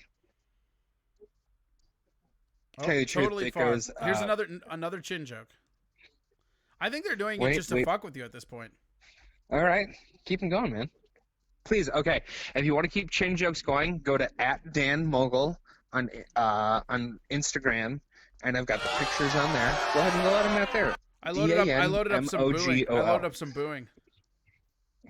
All right. Savage Dragon D said, "Remember, Jews killed Jesus for being a fucking parlor magician." That's too much truth in one post. I can't handle that. Like, No. We didn't do it. We ordered it. yeah, didn't the Romans do it? Yeah, exactly. By which, by the way, the new pope is like, they're cool. They're fine. They didn't do that. The Romans did. Well, that's what's kind of cool about this new pope, and people don't like this guy. This guy actually went after pedophiles. Like, what a bold stance as the pope. Sort of, yes, went after them. Sort of didn't. Well, But went yes, after him more than anybody else. More than anybody else. Not only did he go after Anybody more than else. anybody else, he's also the first pope in history to pick Francis, which was a guy that was like for poor people and children. Like all the popes we've had in history, and nobody's like, yeah, I'll represent the poor people. No, that's not what they do. Yeah, not only that, but an admission of guilt, being like, yeah, they shouldn't have done that. That's a total admission of guilt. A-Bomb's got here, and he goes, I'm high, and I just got here. Is there a new pope? No, wait, smoke tonight, unless you're blowing it yourself. Yeah. I have some sweet Beavis and Butthead sound effects that I can put on there. Freaky Deaky says, well, easy, Ramrod. They love going after your Super Troopers. Look. Yeah, I know. What's funny, so actually, I have a great Super Trooper story. I met Rabbit. He's actually a local guy. Yeah, Eric. Really, really nice. Eric Stolhansky. Yeah, that guy's awesome. He's done comedy at Sisyphus a couple times. Yeah, he's super, super nice. So I used to run a restaurant in St. Paul, a smoked meat shop. and Nobody he came believes in your there. fat ass runs, Favre. See, now I'm doing it. I operated. Yeah, by operating, I managed a restaurant, and by that I mean I just sat there and ate smoked meats for months at a time. We're getting a request from the chat room. Can you say Team Ramrod? Car Ramrod. It's not team. It's car. Actually, it's the car person Ramrod. the person said car. Car I Ramrod. said team. I was the one that was wrong. Car Ramrod. There you go. That's pretty good. Oh no, I forgot. Oh, it's one of the lines. Super Trooper is one of my absolute favorites, but yeah. You want a hot Stolhansky came take? in. I think I like the second one better. Which one? Super Troopers Take 2. a what? You really like 2 better? I love 2. 2 is like one of my favorites. Really? Yeah. I'll revisit it. I laughed I will so give it hard that, at but 2, I've honestly- and I've like, watched it like 2 or 3 I times. also, my expectations are always lower going into sequels because most sequels suck. But oh, I mean, totally. Most like sequels suck, but still, it fucking was like just they had so many great gags, like fucking Favre in the fucking drugged up chair in the mall. Like I was hunched over crying. I was laughing so hard. Like fucking the I'll watch it one again. dude turning into I'll a admit chick. I'll watch it again. I think the first time people see that, they're disappointed because they don't think it was better than the first one, and then you watch it the second time, and there's so many more jokes packed in. It's crazy. Shit ton of jokes, just like the first one. There's a shit ton of jokes. The first one I loved because it holds a special place in my heart because it was freshman year of college. My roommate and I, you're right. like, You know what? You're right. bonded Yeah, over that you know what? movie. Just blah blah on blah. nostalgia, it gets over. Yeah. You're right. Yeah, and just like watching it again was just like, okay. The thing It's about the that dudes. movie I for love me it. is that I went into that movie knowing nothing about it. Like that was one of the only. Oh, movies I like Broken Lizard in general. Like Club Dread. Yeah, I didn't like. A Club lot of Dread. people don't like Club Dread. I like Club Dread. I love Slammin' Salmon. Slammin' Salmon is one of my favorites. That's a better waiting movie than Waiting. Meat drapes. Oh Why? And the guy's like, actually, sir, it's meat droppies. Why doesn't it sound like when I say that meat drapes? Yeah. Or when he goes, my favorite part in that entire Blue fucking carousel. movie is when he walks over to that fucking table and he goes, get the fuck out of here. Wait, what did you just say? I go, oh, Yeah. Are you reading War and Peace? Get the fuck out of here. I love that book. Oh yeah. That was actually Eric that did that line. That was an Eric line. Yeah, Stolhansky. Sorry, finish your story about Eric. Oh, so what I was gonna say is, so he came in the restaurant and he was just standing. He's standing there, and I turned around and I was like, "Holy shit, Eric Stolhansky!" And I literally said that out loud because it just like for some reason, Super Troopers and Broken Lizard has actually been a big part of my comedy life. It's just it's a group that I was just like, they get me and I get them, and it's really really cool. I appreciate what they do. So when I saw him, we were just joined in the room by somebody named Aaron Hernandez Kills. Too soon. Yeah, all right. Go ahead. So he's in the room. You joined with him sexually. I can't look him in the eyes. What I was gonna say is, Broken Lizard actually just did something for me. Like I really, really, really appreciate them and their comedy, their writing, their style. Just like it's when you click with a movie, you click with a comic, and you're just like, yeah, I absolutely love them. Yeah. That's what Broken Lizard did for me. I would agree with that. Super I mean, again, Troopers for me, came out, Club Dread, I didn't hate it as much as I thought I did when I went back and revisited. It's still not my favorite, but I mean, all their other movies are but so still fucking you appreciate good. it. Also, that fucking that fire department show they have going right now is really good. And I know that's only like half. Oh, of them, Tacoma. Yeah, Tacoma FD. Yeah, Tacoma FD. I've not seen it. Is it on Hulu? So actually, I'll watch that later. Sure. It's on the internet. Shrugs. Okay, yeah, I'll figure it out. Yeah, I mean know. they just Turns started out I got time. I'll figure it out. The second season is just it's happening now or it's over, but they have 2 seasons. Yeah, it's Farva. Yep, it's Farva, and then it's also the other. Also, Beer Fest. Beer Fest is super awesome too. Beer Fest is fantastic, and they were supposed to do Weed Fest. But anyways, I sat down. So Stolhansky came into the restaurant, and I worked at a restaurant where it was cafeteria style, where you start at one end and work to the other, kind of like Chipotle. It's a Chipotle style restaurant. You work from one to the other, but it was a higher price point, and it was nicer than whatever. Blah blah blah blah blah. So he came through our line, and I got to talk to him, and he just goes, "Well, come on, sit down, let's talk." Just like, I'm sitting here with my wife. I'm out and about. It's a Sunday afternoon, let's say, and he was just like, you know what? I want to talk to you. For some reason, like, you showed something that I just want to talk to you. And so for an hour and a half, he, his wife, and I just sat there and chit-chatted about comedy and movies and just life and the restaurant industry that I was working in. And just like, he cared about me, who I was, and he just truly was a fucking awesome dude. Just like, how comedians can just either be a total asshole. Yeah. Or, oh yeah. Yeah. Sorry, just give me 2 seconds. Great to see you both. Have a wonderful night. Please get home safe. Be safe. Thank you. Love you too. Bye. You really know how to be professional in an interview setting. Excuse Hey, me, you know what? bitch. I'm out and about in public with people right now. You better And not they say need to that, know man. that There's you like be 30 unsafe and listeners be here. They okay. could call that fucking tip line and turn your ass in. That's true. That is very, very true. I've already said where I am. Yeah. Not only But did hey, you if say you you want to said your if name, you want to shut down a benefit for people that are trying to get money And because they don't do, have any and because the they government do. won a system. fuck the system. Fuck people. God, this is why I love you, Corey, and this is why we're friends. Is because of statements like that. And I'm not lying. Obey the fucking rules, man.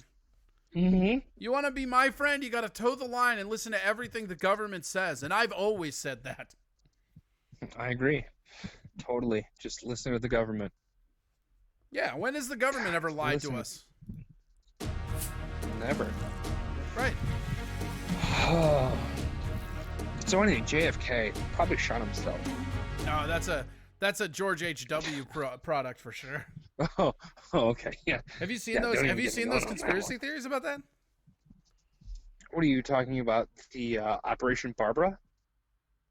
Is that Or what, what do you call it? It was no. Bay of Pigs and then something else. He was but in yeah. charge of Bay of Pigs, but he called it. Yeah, you know what He I'm was the talking about. head of the CIA, and he may have killed JFK. You can make the argument that George H.W. Bush was the most powerful person that's ever lived because he was the only head of the CIA that was also president.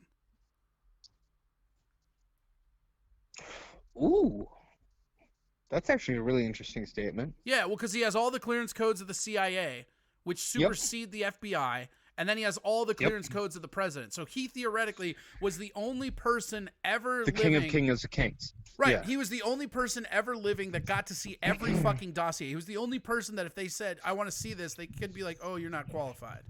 Yeah, and he was an oil tycoon. That's right, MME. And he was an oil tycoon. I'm an oil man.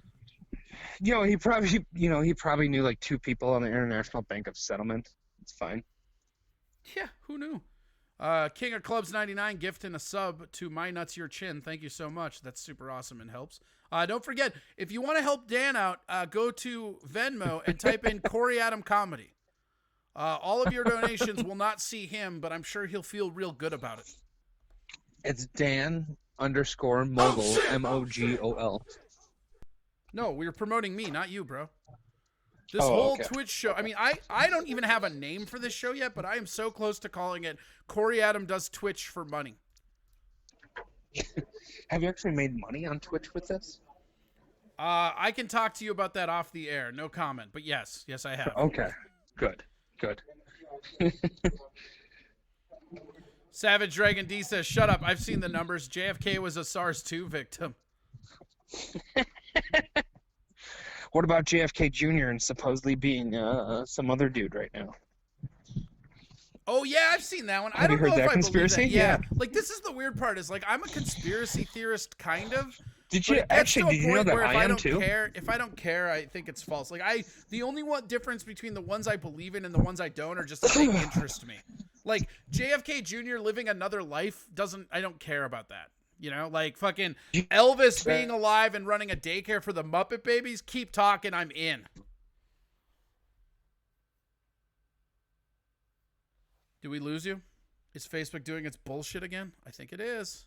Dan, I know you can hear me and I can't hear you, so I'm going to call you right back. This is not the first time Facebook has done this. Right?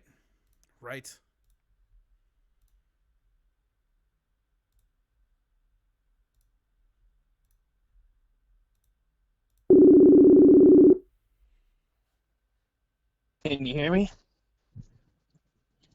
Hello. I can Can you now. hear me? This is Facebook does this, man. Like it's like if you're on the phone for more than 10 minutes, it just like cobbles your call and then does the garbly-gook shit where it's like I actually left Ice House and ran back to my house. I think that's why it happened. Nobody believes you ran, Dan.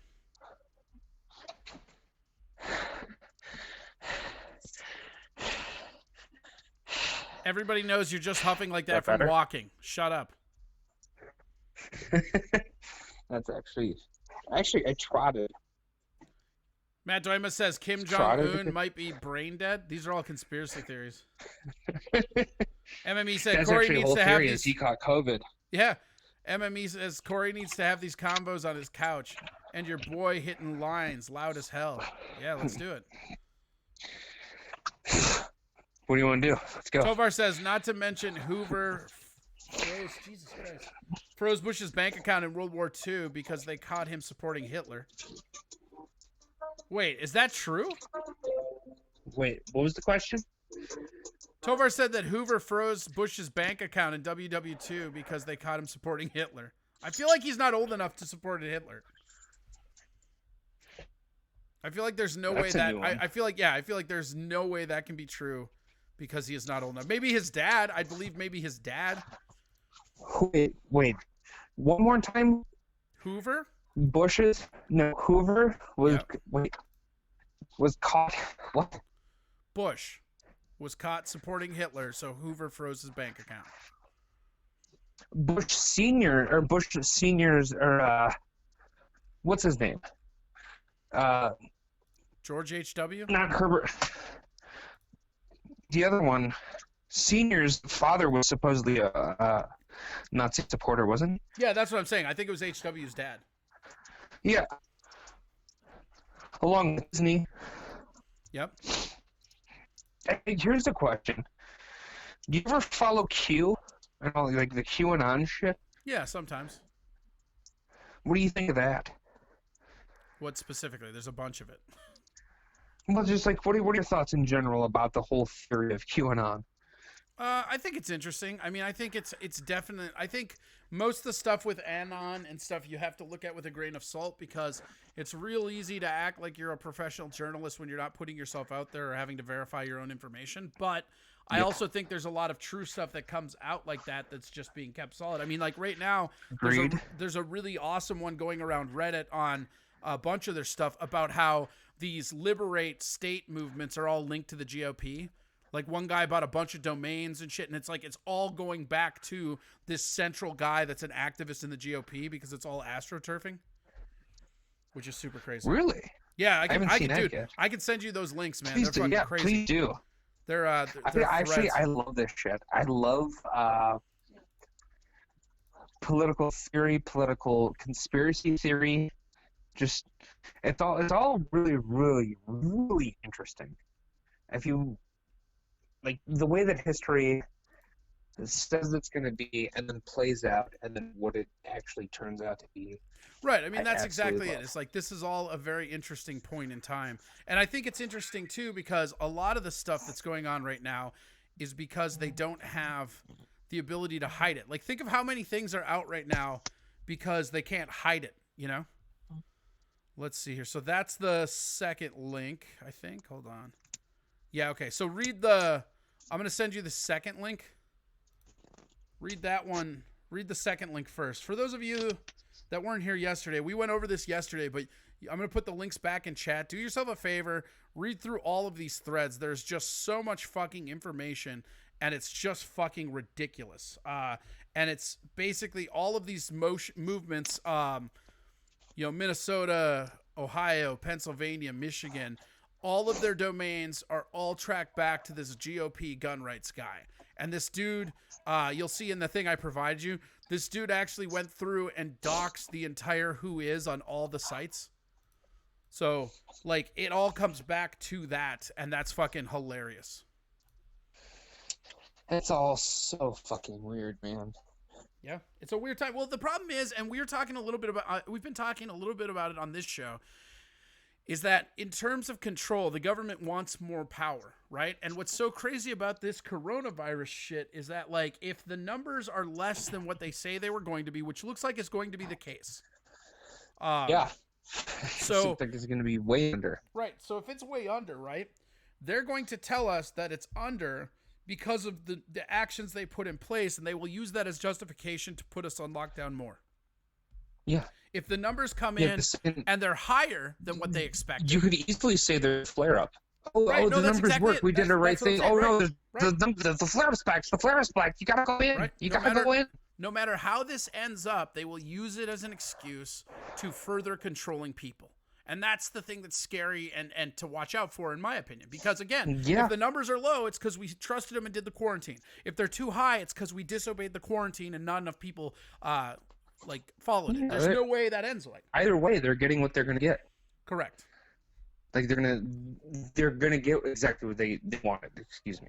You get what you fucking deserve. Yeah. Mess with the bull, you get the bull. Mess with the bull, you get the bull, man. Oh. Fuck yeah. So when So do you what do when do you people think say when now? do you think it's coming back? Comedy. I've been thinking about this actually quite a bit lately. In general, weird. in It's terms almost of, like you're a service industry comedian that has nothing but time. yeah, right. I've also been thinking about not only comedy, but also music. So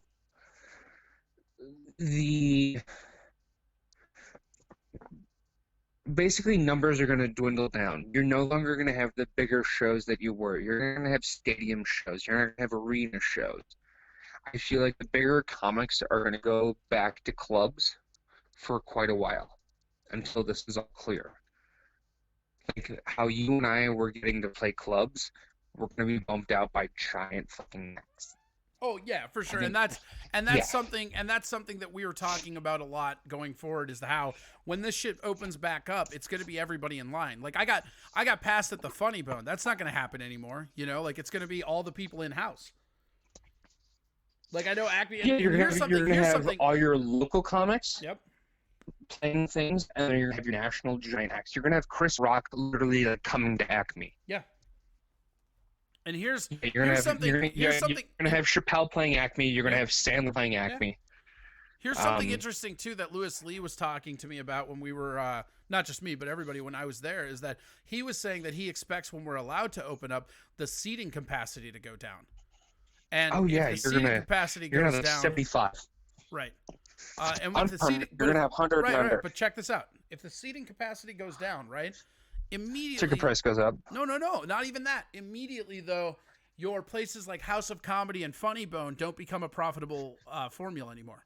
Because you can't just pay that celebrity to fill the fucking rafters if you're not allowed to fill the rafters. So now, look at, like, House of Comedy has no real metric to make money in this new system. So think about how many clubs are going to be like that. Think of how many bars have open mics that those bars are never opening again. I mean, this is going to be a big deal. Yeah. To tell you the truth, I've actually been looking at, so since the age of 12, I have been a handyman. I've been framing and sheetrocking and roofing, and anything you can imagine, I've done. And I look at it again now because I've always done it for. I'm 36 now. I've done it since I was 12. So for 24 years, I've done that, and now I'm actually looking at getting a contractor's license to ride me through this. Well, yeah. What else can you fucking do at this point? You know? Yeah. Because, like, new home construction potentially, if things fall out, they're going to go away. However, if people are holding onto their homes, they're going to have a handyman. So that's going to be my bread and butter, I think. While this all rides out, I will still absolutely do comedy. I will still write. I will still try to produce and do whatever I can. But unfortunately, I think this is what my future is going to have to be for right now. It's crazy.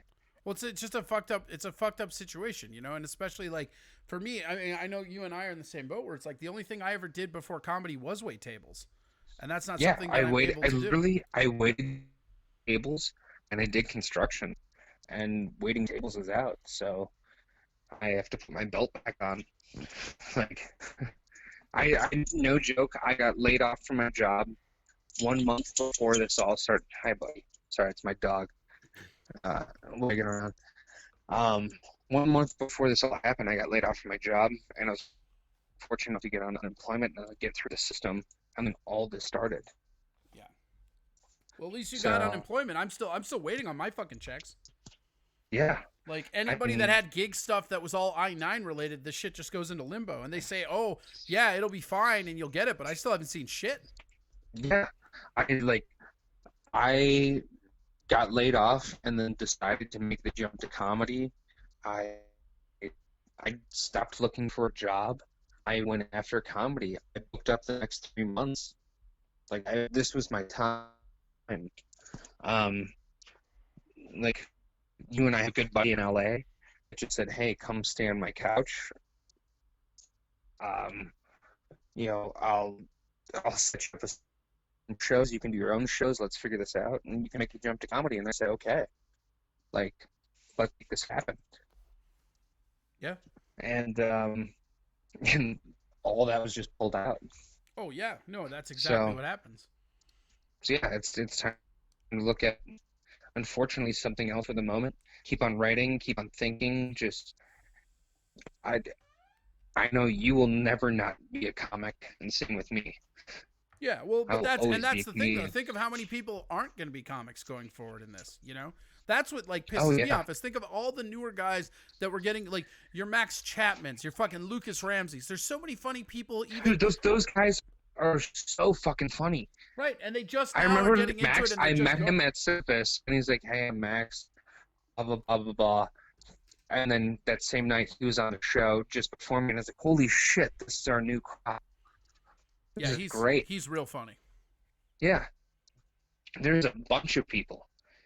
But I honestly, before this, the way the Sisyphus was going, you got to see the true cream of the crop that was coming up.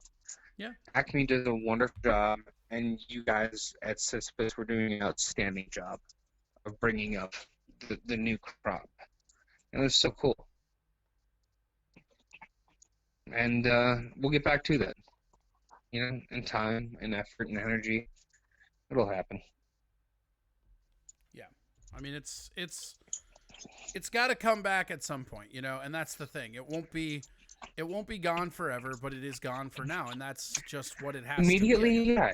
Immediately, it's not going to be what it was, but we will create, and something will come of it. I mean, look at the Zoom shows. You have Ali just doing just great shows right now. Yeah, but I'm just not. I don't know, man. Not anything against Ali, but I think those virtual mics are kind of a mirage. I think that a lot of people are thinking it's going to be applicable to doing comedy, and I think honestly they're just establishing a bunch of rust. Like they're literally rusting themselves over. But at the same time, it is what it is in the moment. It's not true comedy of what it should be, but it is what it is in the moment. It's a way to keep going and trying. Yeah, maybe. I mean, but that's not like if you know, it's adapting and changing in the moment is how I see it. It's a way to keep some audience going. Yeah, it's not your ideal situation, not at all. Well, none of this is ideal. I think like acting like there is an ideal out there doesn't mean anything. No, your ideal is to wake up being like, it's okay. I'm gonna eat a full breakfast. I'll have a cup of coffee. I'll kill 6 hours. I'll have dinner. I'll go to bed. That's the ideal. The ideal is to waste a day right now. Yeah, well, I mean that's truly the ideal. I think your ideal is like, I killed the whole day today. I literally woke up at 9, and the next thing I knew it was 3 o'clock, and I was like, holy shit, it was a good day. I mean, maybe that's more of a commentary on your life, Dan. And to tell you the truth, I'm happier than I've been in a while doing this because I've been able to stop. Just stop what? Just stop everything? Just like actually like sit down and not go to work, not like wake up, let the dog out, eat breakfast, go to work, come home, let the dog out, eat dinner, go to a comedy show, review the comedy show, write some more, let the dog out, go to bed. It's like you finally have time to stop and smell the roses, but you're not allowed outside. Yeah, you can smell the roses in theory. You can smell the roses in memory. You can look at them through the window, and then you can speak about them for the enough you get on the internet. Yeah, that's fair. Yeah. I just think, like I said, with these virtual mics, I just think like people are trying to waste the day, but it just like, I think you're going to see the people that spent more time on these virtual mics getting further behind people when it does go back to normal. Because it actually, like, these open mics online remind me of everything I don't like about shitty open mics. It's a bunch of people that are there to support each other no matter what. And that kind of nurturing environment doesn't really help comedy. You need honest feedback from people. And again, I haven't watched all these ones. I've watched like 20 or 30 of these. I partook in one of them. It's fine. I'm not holding anybody accountable. I'm not saying, oh, these people are garbage. I'm just saying, for me, it seems like it's this weird confidence booster to reinforce bad comedic habits. Yeah, well, without an audience, all you're doing is reaffirming what you wanted to say in your head. You're like, I got it out, and there it is, and there it's good to my standard, but it didn't meet the audience standard that you normally get with right. A real And that's audience. why, like, I think, like, looping over like this, doing like a radio type show, or doing like a variety or a sketch show, or branching out to do something different, I think that's the future of content. Like, until these like Grand Theft Autos get up there, like, I just don't think, like, you know, the clubs and stuff, like virtual clubs, like, I just don't think any of it is going to help unless you have to have the real honest crowd reaction, or you're not doing it right. Because there's no substitute for the symbiotic relationship between a comic and the crowd.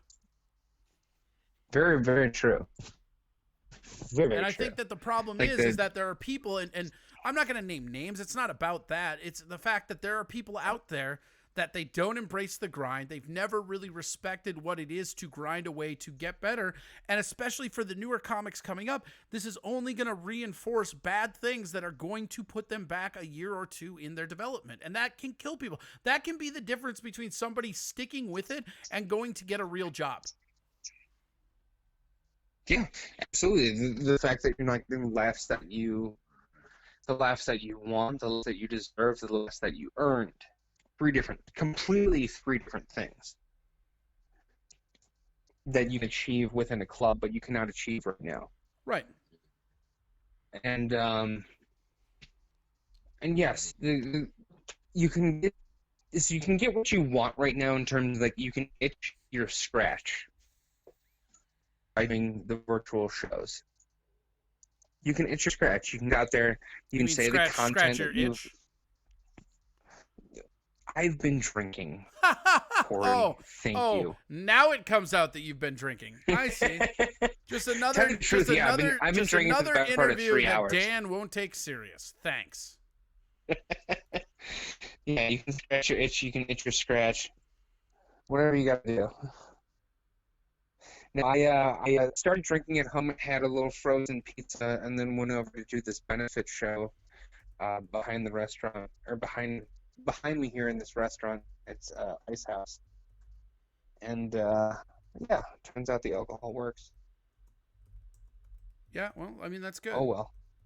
Yeah. I don't think anybody can judge anybody about drinking in the home, out of the home, or anything right now. Yeah, I mean, I gotta think the cops are mad too, because, like, the DUI numbers have to be just down the most, right? Like, I bet when they finally let us off lockdown, you see the most DUIs. Like, if there was ever a time to get a Lyft or Uber, it's gonna be those first 2 months out of quarantine. I think you're going to see the most of everything the first month out of quarantine. You're going to see spikes in every single number of everything. Just people getting out there and living, baby. I think you're going to have a huge spike in STD rates, pregnancy rates, liquor sales, condom sales, cigarette sales, marijuana sales. I feel like all that is already spiking, though. People, like, that's all people are buying anyways. I think, like, religion is going to go up, and religion is going to go down. You probably already went through 7 or 8 packs of condoms at this point. You think by this point, you're just like, can we just do this? Yeah. Or you're knocking her up like an adult. Yeah, exactly. You're saving enough money by not going out that you can afford the abortion, that you can just raw dog the whole time. Yeah, baby boom pending, says MME. That is the perfect thing right now. Fuck yeah. All right, man. Well, hey, I got to get rolling. There's still more show for me to do here. Tell people where to get a hold of you. I'm at Dan Mogul, DanMogol. So at Dan Mogul.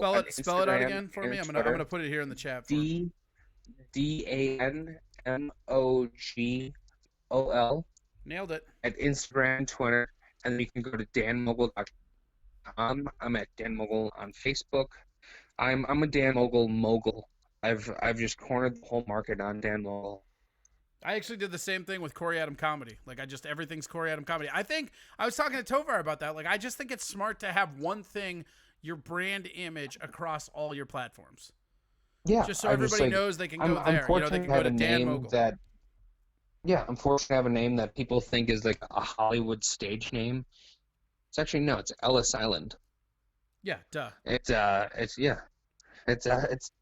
Mogul Mogol. It came at Ellis Island and then just carried all the way through. And just be lucky you didn't get Just be lucky you didn't get one of the shitty Jew names like West or Star.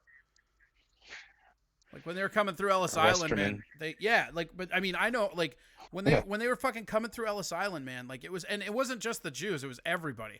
Like you came through. I mean, that's where all these fucking ethnic slurs basically started. Like.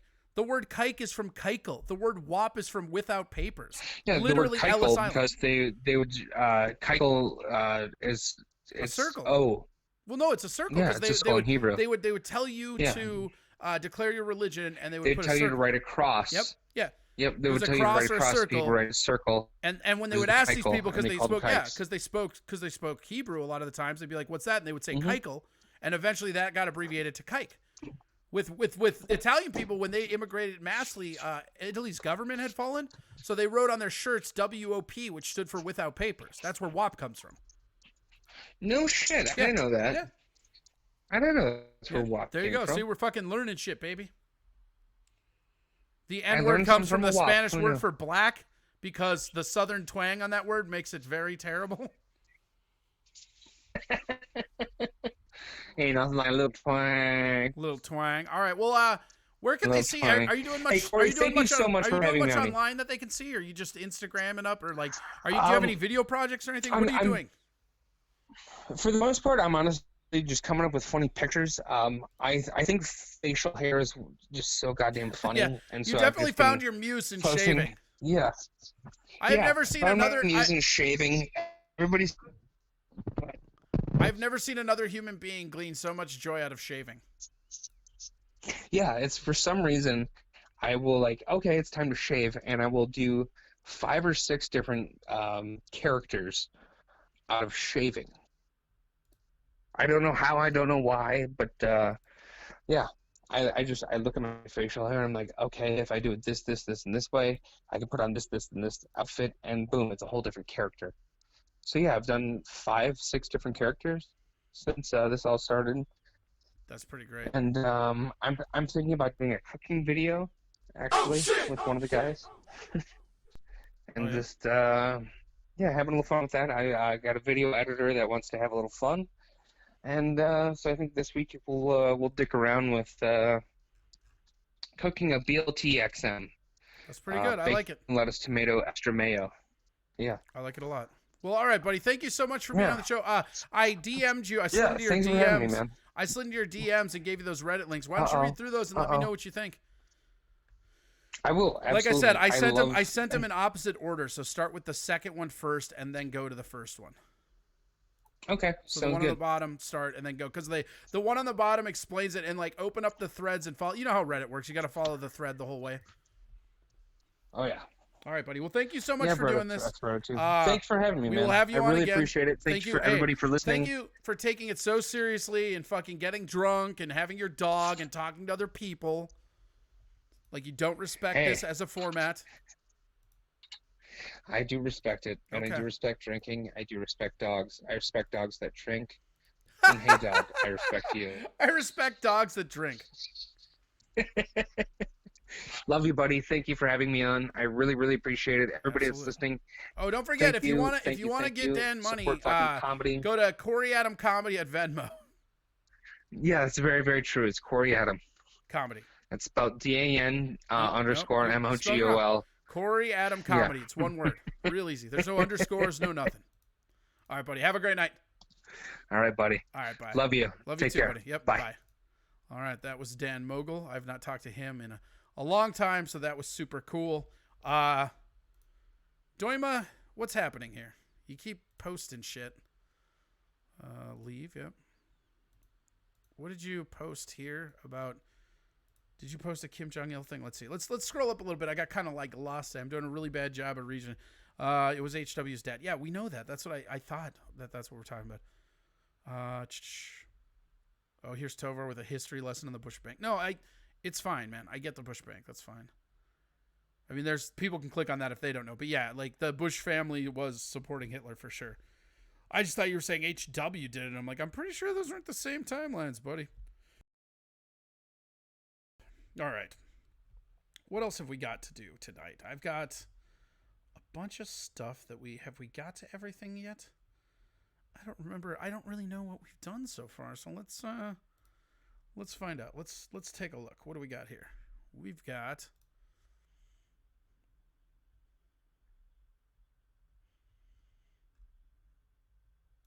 Oh yeah, this is kind of funny. We got misuses all over the place. People are fucking going nuts about this shit. This is a dude that died in Arizona after self-treating with that chloroquine phosphate, which is kind of interesting. System Banner Health reported on Monday that an Arizona man in his 60s died after using chloroquine phosphate in an attempt to self-medicate the coronavirus. His wife also attempted self-medicating and is currently under critical care. Chloroquine is a drug typically used for malaria, but according to Banner Health, it's also an additive commonly used at aquariums to clean fish tanks. President Trump recently called it a possible treatment for coronavirus when combined with azithromycin. Now, we should note the FDA has not approved the drug for coronavirus at this time. And infectious disease expert Dr. Anthony Fauci told CBS on Sunday that the combination could potentially work, but added that his job is to prove definitely from a scientific standpoint that it does. At this time, Banner Health is asking healthcare providers not to prescribe chloroquine to patients who aren't currently hospitalized. And everyone, if you feel Okay, so that's interesting to see, is that we had our president come out and say that it was cured, and then that's what happened. So, this whole thing getting Kim Jong-il. Yeah, I don't know. The Kim Jong-il shit's weird, right? Like, I know Doima posted that link. Let's take a little look-ski here. This is some Kim Jong-il shit. Watch all these fucking ads pile up. Thanks, fucking CNN, you prick. Stay informed. We're not listening to that. That ain't happening. I'm gonna make you guys watch me because we're not watching this bullshit. We're gonna wait till this goes here. I'm saving you right now. Fuck a CNN ad. I said it. What? Here we go. We have breaking news involving North Korean dictator Kim Jong-un. All right? Right now, let me bring on the phone to get this as accurate as we can in real time. CNN Chief National Security Correspondent Jim Sciutto. Jim, the headline is that this is about Kim Jong-un in North Korea and questions about his health. What do we know? That's right, Chris. I'm told by a U.S. official with direct knowledge that the U.S. is monitoring intelligence that the North Korean leader, Kim Jong-un, is in grave danger following a surgery. Now, we should note that Kim, he recently missed the celebration of his grandfather, Kim Il-sung's birthday, this on April 15th. This raised speculation about his well-being, about his health. He had been seen 4 days earlier at a Politburo meeting, but it was that absence in recent days that had begun to raise questions about his well-being. And now the U.S. monitoring intelligence that he had undergone a surgery, that there were problems, and that his health is now in grave danger. Jim, give people a little context on what that means from a reporting standpoint, that the U.S. is going off of intelligence. So do you think this is Corona? Well, let's say the U.S. is always monitoring intelligence, particularly regarding countries that are national security threats or of great interest to the U.S. Of course, North Korea falls very much into that category. We should always note with any intelligence from a country such as North Korea that it is the deepest, most impenetrable of black boxes, right? So it's not an easy country to get information like this. Funny how American news outlets will say that about North Korea, but they refuse to say it about China. And China's actually probably a little better at it because they're bigger and they control more of the like narratives worldwide. It's just a funny, interesting thing coming from CNN, who's been basically saying that, the numbers on China need to be trusted and they're reporting with integrity. And now they're like, well, these are like black boxes. They're both black boxes, you pricks. Is from, but the U.S. very focused on it. The significance here, a whole host of things. First of all, he's a very powerful leader of a dangerous country with nuclear weapons and the ability now to... Okay, look. North Korea is not a dangerous country, all right? I'm so sick of hearing this shit. Oh, they have nuclear weapons. Yeah, they do have nukes. That's true. You know what they also don't have? The capability to launch said nukes. Look up every failed nuclear testing North Korea has done. They lie to people because they want to look like they're fucking the shit. They're not to be feared. They're a fucking joke. To put those nuclear weapons on the tips of missiles and threaten large portions of the globe. How? There's that. It's also a very top-heavy administration. Kim Jong-un, over the last several years, has gone through great lengths to eliminate any potential suitors to his throne, including, you may remember, Chris, you and I have talked about this, his half-brother, who North Korea assassinated in an airport with a nerve agent. Okay, here's another thing that's really interesting about this, too, is that this is a story about a man going to the hospital in grave danger after a surgery, and they're like, and then he assassinated this and that. Like, that's not really applicable. And this is why I fucking hate me some CNN. A number of years ago. That creates questions if Kim, and we don't know this is going to happen, but we know his health is in grave danger. If he were to die, who would follow him? This raises enormous questions.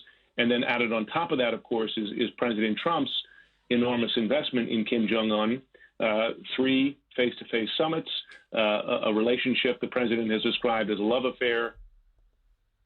Did you hear that? 3 face-to-face meetings, and that's a large investment. Listen to this motherfucker again. This shit is so fucking foul, man. Like, this isn't even news. God, I hate CNN. Face-to-face summits. Listen to the way this guy words this. Like, oh, not to mention the relationships. Like, fuck you. Raises enormous questions. And then added on top of that, of course, is President Trump's enormous investment in Kim Jong-un. What enormous investment? We've sent them no money. We've not given them any aid. Our president is the first sitting president to meet with them fucking in ever. You had 3 meetings. That's not a huge investment. That's literally, that probably doesn't even make you an acquaintance. 3 face-to-face summits, a relationship the president has described as a love affair, of course, consequences for the president's relationship with North Korea, but also for North Korea itself and the threat that North Korea poses to the U.S. Okay, that is absolute shite. I'm sorry that Un is injured or whatever. I hope he gets well soon, but that is absolute trash. I mean, that is just absolute garbage. Yeah, that is the fish cleaner stuff. And that's what people are. They see that same chemical compound from the chloroquine and they're grabbing it. And I don't know if this guy was doing it from I know the first victim they found was absolutely from a fish tank. I don't know if this one is too, but it fucking might be, right? Like, who the fuck knows?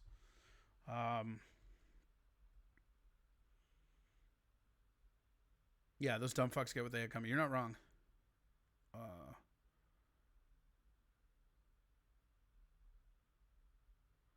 Bro, you watch too long. You can't watch a CNN story after they get to the main point of their stories. Yeah, I mean that's scary. Like think about this shit, man. Like let's absolutely dissect this for a second, shall we? I mean, this is fucking. I know nobody else probably cares as much as I do about this shit, but I mean, like, you're looking at. Hold on, it's got to play their fucking ad over again. I'm not putting you guys through that. Knowing my luck, I'd probably get a copyright complaint on a fucking ad. That's how it's going to go down. I just fucking know it. But yeah, so we look at this one, right? And this one we've got.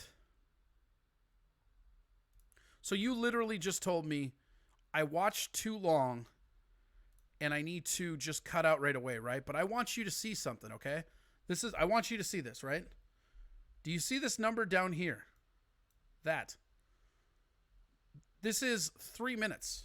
Like, you can't say that they're getting to the point or I watched too long when the whole totality of it is 3 minutes. It's like, so what? I should have listened to them be like, hi, this is CNN and turned it. Maybe. But that's an interesting story. And who knows? I mean, it might be coronavirus, but we're never going to find that out, right? I mean, who the fuck knows? Yeah, who, what, where, why. Yeah, and then everything. You're not wrong. I mean, I'm mad at you for being so correct, but you're not wrong, so whatever. Let's see. What else did we have? I had a bunch of stuff today. I really top-loaded this with links, man. Like, it's I wanted to make sure we got to the oil stuff, right? Did we get to, what's this one? Just checking. Oh, yeah. This is kind of cool, actually. I think you guys will really dig this one. A lot of playing clips today, I guess, but you know what? Who gives a shit? That's just what our show is going to be. So there's a book out there, and it's called Trust Me, I'm Lying. And it's by Ryan Holiday. And Ryan Holiday, I've read this book. It's a great book. Ryan Holiday is a guy that was in charge of a bunch of multimedia campaigns. I believe The Gap was one of them. There were a couple of really big names that he worked for, and he became a master manipulator of media. He wrote a book called Trust Me, I'm Lying, where he outlines exactly how it all goes down. I mean, like, there's a method to all of this. I'm going to actually give you guys a link for it, because you know what? I just feel like that's what we should do. So this is, it's on Amazon. I know it's on the Audible too as well, but here's this.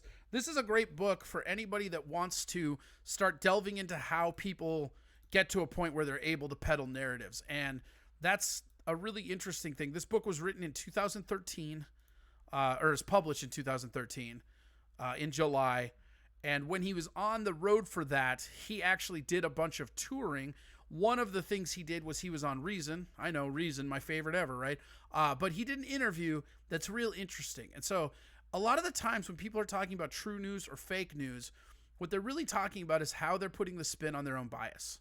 And like I've always said to people here and everywhere else, when I argue or disagree with somebody politically, I'm not trying to change your mind. I'm trying to challenge your views so that you go do research and maybe you change your mind because I don't agree with you. But you're not going to convince people within the trenches of an argument. So it's just what it is. Let's see. Did you see the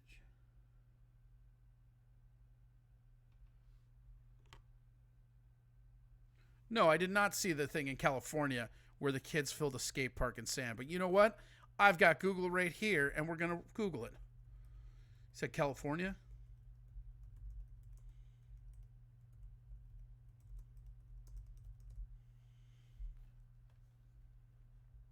Oh, gross. Wow. That's real dumb.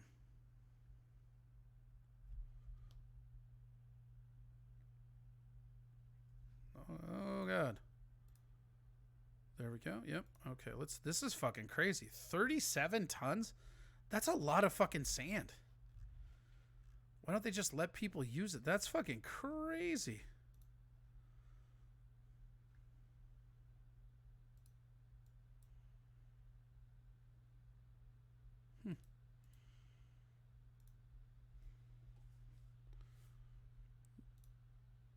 There's no sound?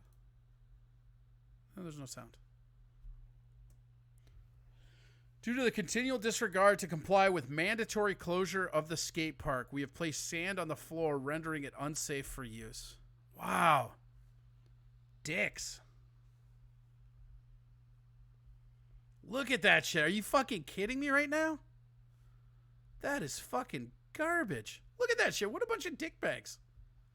Also, like, why do you think kids don't have a broom, right? Like, that should be real easy to get out. I mean, that's not even... Please note, COVID-19 can live on surfaces for many days. Social distancing is recommended. Let's all work. Well, it's not recommended. Like, this is a weird problem I have with all this, right? Is it a recommendation if you're legally attacking people to do it? I feel like people don't know the difference between recommended and mandated.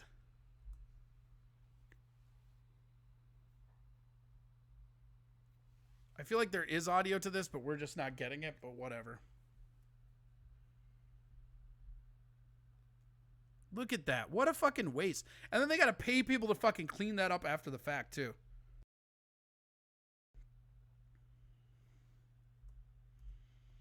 That's just fucking... That's outrageous. That's, like, offensive.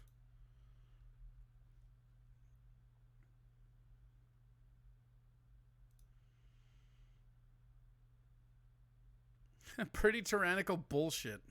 That's pretty funny. Is there... Oh, yeah, and here's a fucking... Here's a video of them fucking doing it, too. Look at these assholes.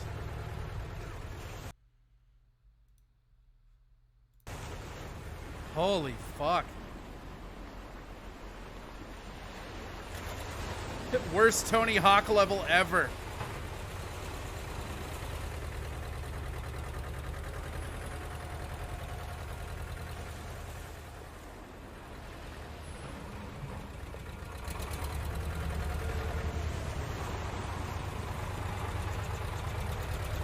Somebody paid somebody to do this shit. Wow. I cannot get over this. This is... I guess this is what we're doing now. We're talking about that. That's fucking crazy. Yeah, they did just make it more fun. You're not wrong. There's also, like, off-roading skateboards. Like, I mean, fucking... Where are those? They...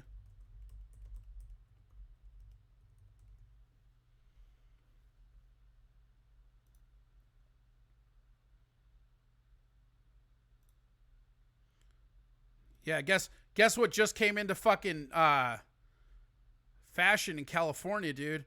The fucking off-road electric skateboard, baby. Hey, good morning everybody. Welcome to a new vlog. Today I'm gonna four-wheel drive electric skateboard with enough to be actors, and it's $4,500. So look, I didn't want a guy explaining. I just wanted sweet fucking.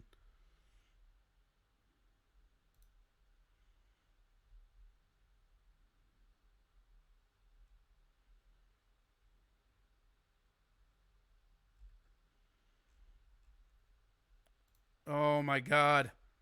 Holy shit. You guys want to see the funniest thing? So I've been trying to get to this fucking electric skateboard. The actual company is that guy, and he's got a disclaimer about the coronavirus on the fucking front page. This was filmed before the corona outbreak. Stay safe, stay inside. Do not go for electric skateboard rides at this moment. It's not safe. If you have an accident, you probably end up at the hospital, and you definitely don't want to go there because it's completely full. You probably end up with like getting the virus. Not safe at all. Don't do it. Don't travel. Stay at home if you can. Yeah, and now let's start off the video. Stay safe, everybody. Do me a favor. Now that I told you not to do this, here we go. Welcome to a new video. Today I'm gonna show you the 7mm a lot better. The steepest hill that. There we go. Still not what I wanted, but you know what? Who cares? Can't be beggars. But yeah, this is fucking. I was not planning on talking about this at all, but this is fucking crazy shit.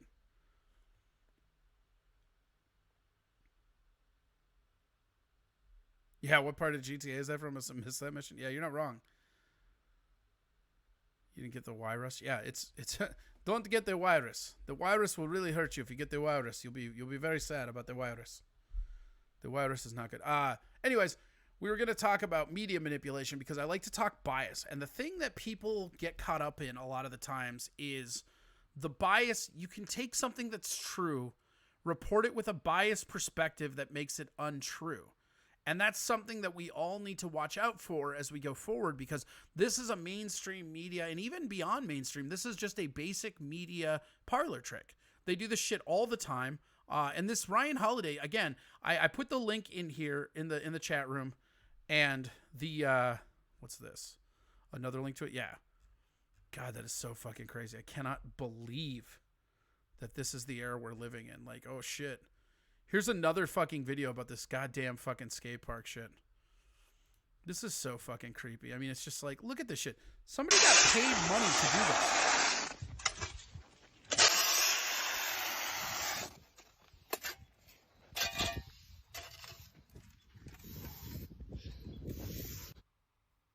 Are those kids cleaning it off to use it? God, that would be awesome, wouldn't it? Ha ha ha ha! Fuck you! Fuck you! That's amazing. Oh, sick dirt bike track you just made. Too bad we can't use our skateboards. Awesome. See this? This is human evolution right here. Look at that shit. Oh, you don't want us to be outside because it's unsafe to skateboard? Fuck you. I have a dirt bike and I'll go where I fucking want. That is fucking amazing. All right. Back to our initial shit. This is a clip with Ryan Holiday. He's going to go over the basics on media influencing and manipulation because he's the expert. And I'm like, that book that he wrote, Trust Me, I'm Lying, it's fucking amazing. And this is an interview he did with Reason, but this was back in 2012. A lot of what he's saying is still true today. So let's watch this. Manufactured controversies, done stunts, planted fake stories.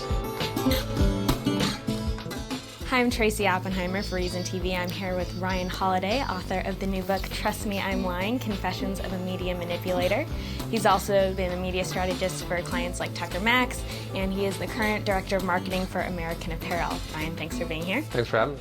In your book, one of your main focal points is that blogs are really dictating what's news right now and feeding the top news dogs instead of the other way around. Why do you think this is? The online cycle drives the offline cycle. And the reason for that is if you're a media producer, you're a radio producer, you're a television show host, you're a researcher, where are you finding out the things that you're going to talk about in your nightly or daily broadcast? You're not out like pounding the pavement, like sitting in some bar, like, listening for gossip. You're on the internet like everyone else. The mainstream media outlets have sort of taken on the role of popularizers. So they see what's being talked about on the internet and then they say, hey, we've got a bigger audience. We're going to take this thing and we're really going to blow it up. If this is what everyone's talking about, that's what we need to bring to our users.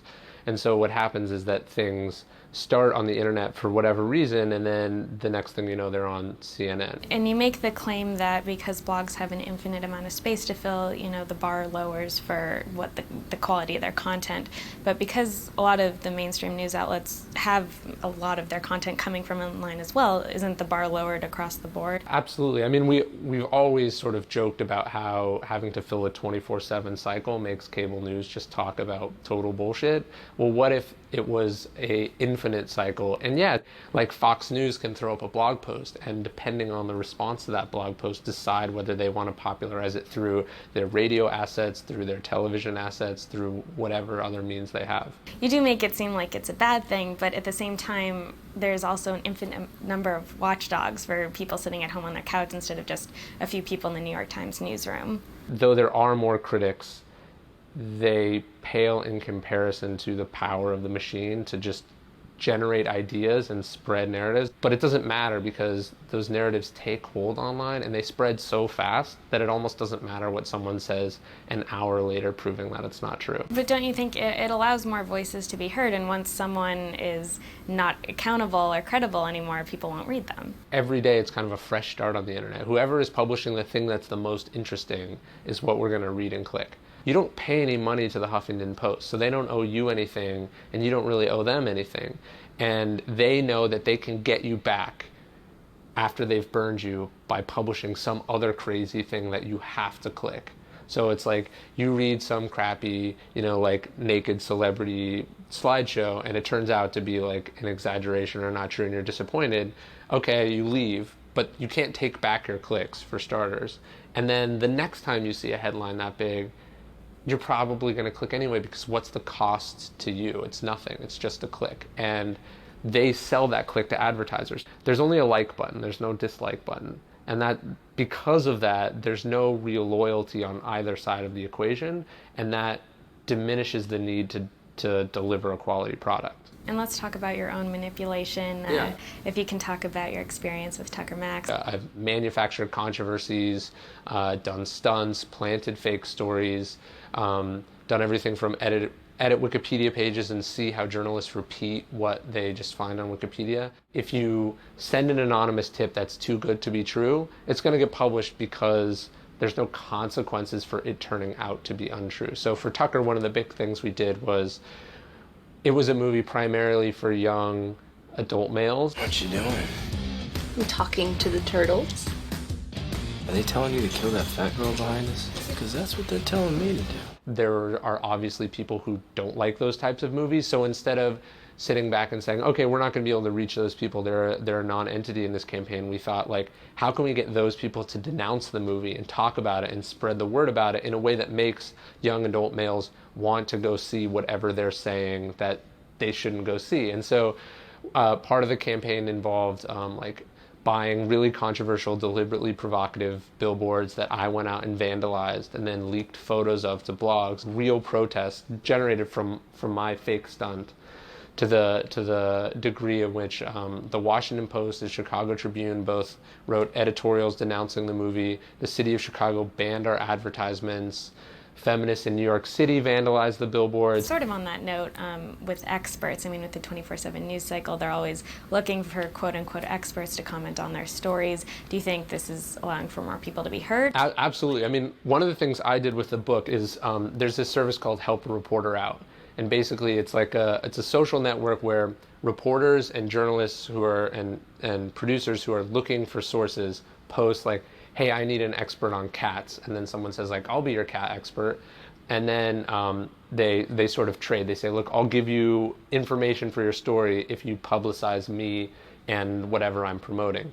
I spent about 6 months pretending to be an expert, answering every query that I could, and I ended up being quoted on everything from vinyl records to boat winterization to politics to like evolutionary psychology to fitness, and I got quoted on all these things, and no one bothered to check my identity, no one bothered to Google me and find out that I'd written a book about media manipulation, and I ended up getting quoted the New York Times, ABC News, the Today Show, pretty much every major name in media uses this service, and they ended up biting on the fake leads that I was doing. You know, you've said a lot of problems, but compared to 30 years ago when we had 3 gatekeepers dictating everything we know, which is better? I mean, don't we have a lot more opportunities now? Look, there's no question. I think it's great that people have access to publishing in a way that they've never had before, but there's the law of unintended consequences, and what that's done in this case is just make misinformation a lot easier.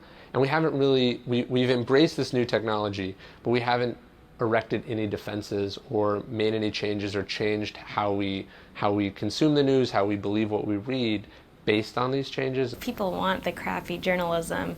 I mean, that's their choice. It's not up to us to say you can only have this golden story. Of course, and I think, look, there's certainly a problem with very indulgent journalism for a while too, which is like journalists writing about things that other journalists care about and not the public. So there's obviously a mix, but it's hard to say that like, oh, people only click crap when we only give them crap, and then it becomes a self-fulfilling prophecy, right? Like, I think we have to have like a real frank conversation about what's happening. I think there's so much cheerleading going on that no one wants to look at the bad side. Like, there's a sort of the old generation of journalists who just like hate everything on the internet because it's like threatens their job. And then there's this sort of like the Jeff Jarvis like tech guru crowd who just loves anything that the internet produces. And it's like, look, the internet won. Like, it's over. The internet is the future of news. Well, now that that's the case, how are we going to run things? Ryan, thank you so much for coming in. All right, so that is a pretty decent rundown of how it goes. The main thing with the media manipulation, and this is what's funny about this book, is it came out in 2013, and in a lot of ways, it's almost more true today than it was then. And that's one of the things that we have to like be aware of. Like, you don't have to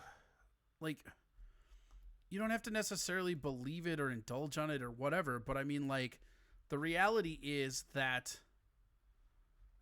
the stories you're getting out are being sensationalized and tweaked in a way that they're not being vetted the right ways. People are taking multiple stories. This is how China influenced the Washington Post and the New York Times, is through op-eds and through clickbait cycles. And there's, like I said, that Trust Me, I'm Lying by Ryan Holiday. That is a great book on that. I read it years ago. I know it's on Audible as well. Very, very good. MME says, Georgia's opening massage parlors and more on Friday. Hooray, happy endings, but you have to wear your mask. Yeah, nobody cares if you're wearing a mask. Are they wearing gloves for the hand job? That's what we should be asking, right? I mean, that's the more relevant question here. Let's see here. Yep, that's cool. All right. Good to go on that one. Perfect. Oh, here's something cool. Vox actually wrote some stuff. Let's see here. So he trolled mainstream media, but yes, I hate when they use experts. CNN less if you can find Fox News version of Kim Jong's story. It spun the opposite direction. Yeah, well, but he didn't just troll stream media. What he did was he got himself vetted. Like, this is how the media works. And he goes over it more in the book than he did in that interview. But you can get everything vetted as expert testimony even when it's not, if you know the right clickbait. So what happens is you can edit a Wikipedia. You can do that on your own. And then you quote the Wikipedia. And then you write articles by 2 or 3 other sources, quoting the 2 or 3 other sources, quoting Wikipedia. And eventually a bigger source, whether it's a Fox, whether it's a MSNBC, whether it's Washington Post, HuffPost, Salon, it doesn't matter. They pick it up. And then what happens is it gets vetted the opposite direction. So then you have a Wikipedia article that was completely created saying that it's real because of this article in the New York Times that's literally citing the 2 fake articles for the information you created. And it's something that can still be done pretty easily. I'm surprised it doesn't happen more, but this is as relevant as it ever has been. I mean, it's crazy. That book is such an interesting read, especially if you're somebody that is fascinated by media biases, how our news is reported to us, because Trump is funny objectively, but there's something about the way that he goes about dismissing stuff as fake news. It's not quite accurate. Like, fake news is not an accurate term. The real term should just be biased. And the way that you go about vetting your news source, you can make true information false, and you can report false information as if it's true. And that's where that becomes a big problem, again, is in this era of COVID or SARS-2, where we are just relying on this information that's being given to us. And we don't know what that information is. We don't know what's real. We don't know what's true, what's not true, because like I said, I still don't believe we have any real math. Like, what do we have that's real? We know the United States is juicing the numbers. We know that China isn't reporting their numbers. We know that Spain just started reporting it with any kind of accuracy. We know that Italy wasn't doing that at the beginning. I don't know much about France or Germany. We know the UK wasn't reporting honestly. Turkey, Iran, Russia, Brazil, Belgium aren't reporting equally. We don't have numbers. And that's part of what makes all of this so scary when you think of the way that the media can be manipulated. And again, I'm not saying that you shouldn't believe information out there. What I'm saying is that if you see information, you should try to vet it from 3 or 4 sources. It's a little bit more legwork on your end, but it's so easy to fake a story once. It's harder when you're actually looking into it to find it like hold up to that kind of stuff. What else we got here? We got Oh, here's a really interesting thing that Vox did that I liked a lot. I'm not a big fan of Vox as a magazine, but their documentary and YouTube section has just been hitting this shit outside of the park. This is a Vox thing that they did. I will put the link in as I do in chat for everybody, so you can go there and watch it. But this is a basic rundown of just COVID, like what the virus looks like from just a scientific study. It's kind of cool because they don't really go into much political stuff. They just stick to the science. So I found this pretty interesting. Here we go. This is it. This is SARS-CoV-2, the novel coronavirus that first appeared in humans in late 2019. These are some of the first close-up views of the virus, made using a very specific imaging technique that can see things far too small to be visible under a normal microscope. They show us how the virus moves inside the human body and how it hijacks our cells using these. These spiky crowns give the coronavirus its name, and they're the key to understanding how to beat it.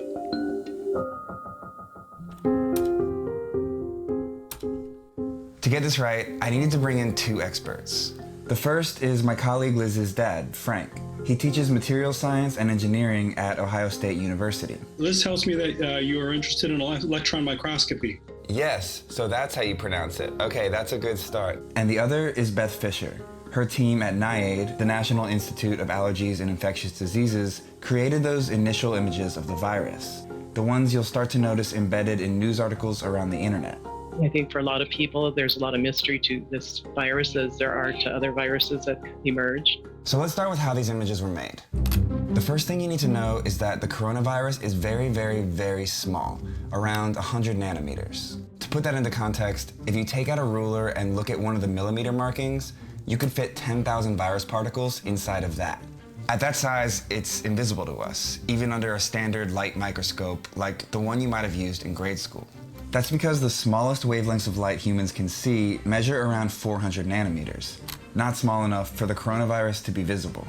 In order to see something that small, you need an electron microscope. How does it actually differ from what we would think of as a microscope? Instead of light, we're using electrons, and electrons you think of as particles. But if you take the electron, strip it off of the atom, and accelerate it in a field and make it fly really fast, if you make it move fast enough, it actually will behave as a wave as well. And that wavelength is much, much smaller than the light waves we use in a standard microscope. So now you're like 6, 7, 8, 9 orders of magnitude smaller in size. So now you can see smaller stuff. If you look through NIAID's coronavirus Flickr page, you'll come across two distinct types of images, SEM and TEM. They're made using two different types of electron microscopes. A scanning electron microscope, or SEM, scans the surface of a sample and records what bounces back, sort of like how satellite imaging works. It gives you the basic topography of whatever you're looking at, with realistic lighting similar to photography. Shadow and relative size of objects shows you their placement and how they move through the cell. A transmission electron microscope, or TEM, goes way deeper. It records the inner details of a sample by transmitting electrons through it and projecting a cross-section of its inner structure. So it's part of the basic science research to try and understand structurally what's going on. Images from both microscopes are taken in black and white. The color is added later for clarity, like in this SEM image, where virus particles, colored in yellow, are seen emerging from the surface of a cell, colored blue and pink. When examined together, these images can help scientists start to figure out how the coronavirus works. There's ways to start then understanding how is it getting in a cell, how is it harnessing that cell machinery to make more of itself. Can you just tell me kind of what we're looking at here? So this is a single viral particle, and the yellow you see is the core of the virus itself, and then the corona, where coronaviruses get their name, is sort of that halo around it that's in orange. That corona is the key to understanding how the virus hijacks our cells. The spike proteins that surround the virus attach to a host cell's membrane and then penetrate it. Once it forces its way in, it spreads its RNA around the host cell, multiplies, exits, and repeats, which makes us sick. So if we can bind those spike proteins up with something like an antibody, it'll prevent them from being able to attach and enter cells. Which is exactly how we've beaten back viruses with similar spiky proteins before. This was a 3D rendering of the Ebola virus. You see all those proteins on the surface. When we talk about the spike proteins, that's what we're talking about, no matter which virus we're looking at. This is HIV, actually. So this is printed after we do our cryo-TEM, and you can see all these little tiny proteins distributed on the surface. And these are the proteins that we tend to target for vaccine development. You want to lock these up so they're tied up and enable them to stick to a cell surface. Is there anything about the images specifically that you'd want to share with our audience that maybe you think would be helpful for them to know? I think when you can face your enemy, it takes a little bit of the fear factor out of it. I think it's just understanding what it is we're looking at, how it works within our bodies, but to show that this is something that can be tackled and overcome, I think is important to know.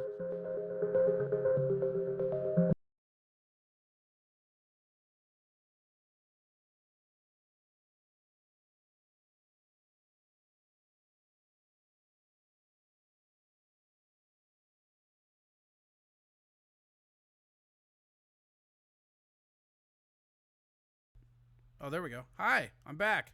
Haha. Shit. Real bad at this. Real bad. So we got through that. We got through that. We got through this. Let's see if that's there.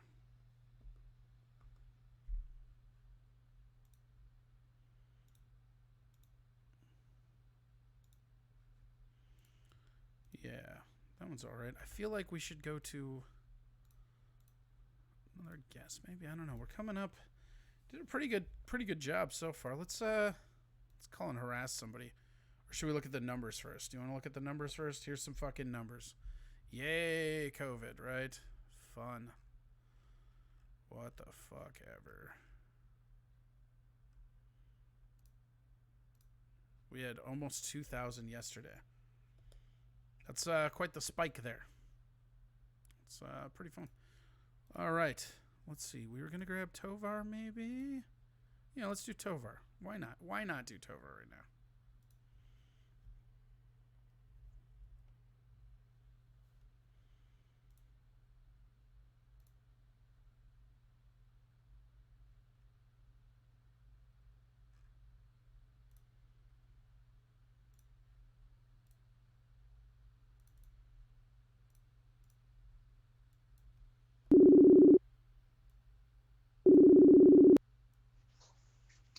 There he is. What up? What up, indeed. Oh, Sarge wants to call. You want to call right now, Sarge? I'll dip Tovar right now. Oh, yeah, yeah, I'm cool. I want to call. I don't care. I'm a floater. You know, if your headphones had a live feed of the show, you could know when you're... My headphones do have a live feed. What are you talking about? Then how come you can't hear when you're muted? I can. It just takes a second for it to resonate. Like, I'm seconds ahead of you guys. I see. Because I'm broadcasting. I usually catch it before I read in the chat room that it happens. All right. Well, I'm just talking shit. Yeah. All right. Give this guy a call. Nah. No, I just want him to suffer. Weird, I got you. He can fucking wait. We'll get around to him. What's your tip? Man. What the fuck happened to your show today? I didn't want to do it. Okay. I just got discouraged with it. It wasn't something that I was enjoying doing, so I just didn't want to do it anymore. But I am going to be doing a new show next Monday, which is more of a debate style thing, and I've been writing for that today. What's the over under for how long you get sick of that? Probably not as much because I'm actually interacting with someone else, so it gives me something else to do. You know, I give it 3 weeks tops. No, You're gonna find people that don't take it seriously or just negate your point in a way that really frustrates you. That's my call. I'm calling it out of the gates. Okay. Here's the thing. I don't really care. It's just something I'm doing out of boredom. Like, if it succeeds, then awesome. If it doesn't, then oh well. So I'm not losing any sleep over it either way. Well, maybe you should lose some sleep over it. I'm just doing this so I can take a break from Grand Theft Auto. That's all I'm doing this. Your shows are just like mandatory leaves of Grand Theft Auto. Yeah, I don't want to become fully immersed like fucking some other people that we know. Yeah, those who shall not be mentioned. I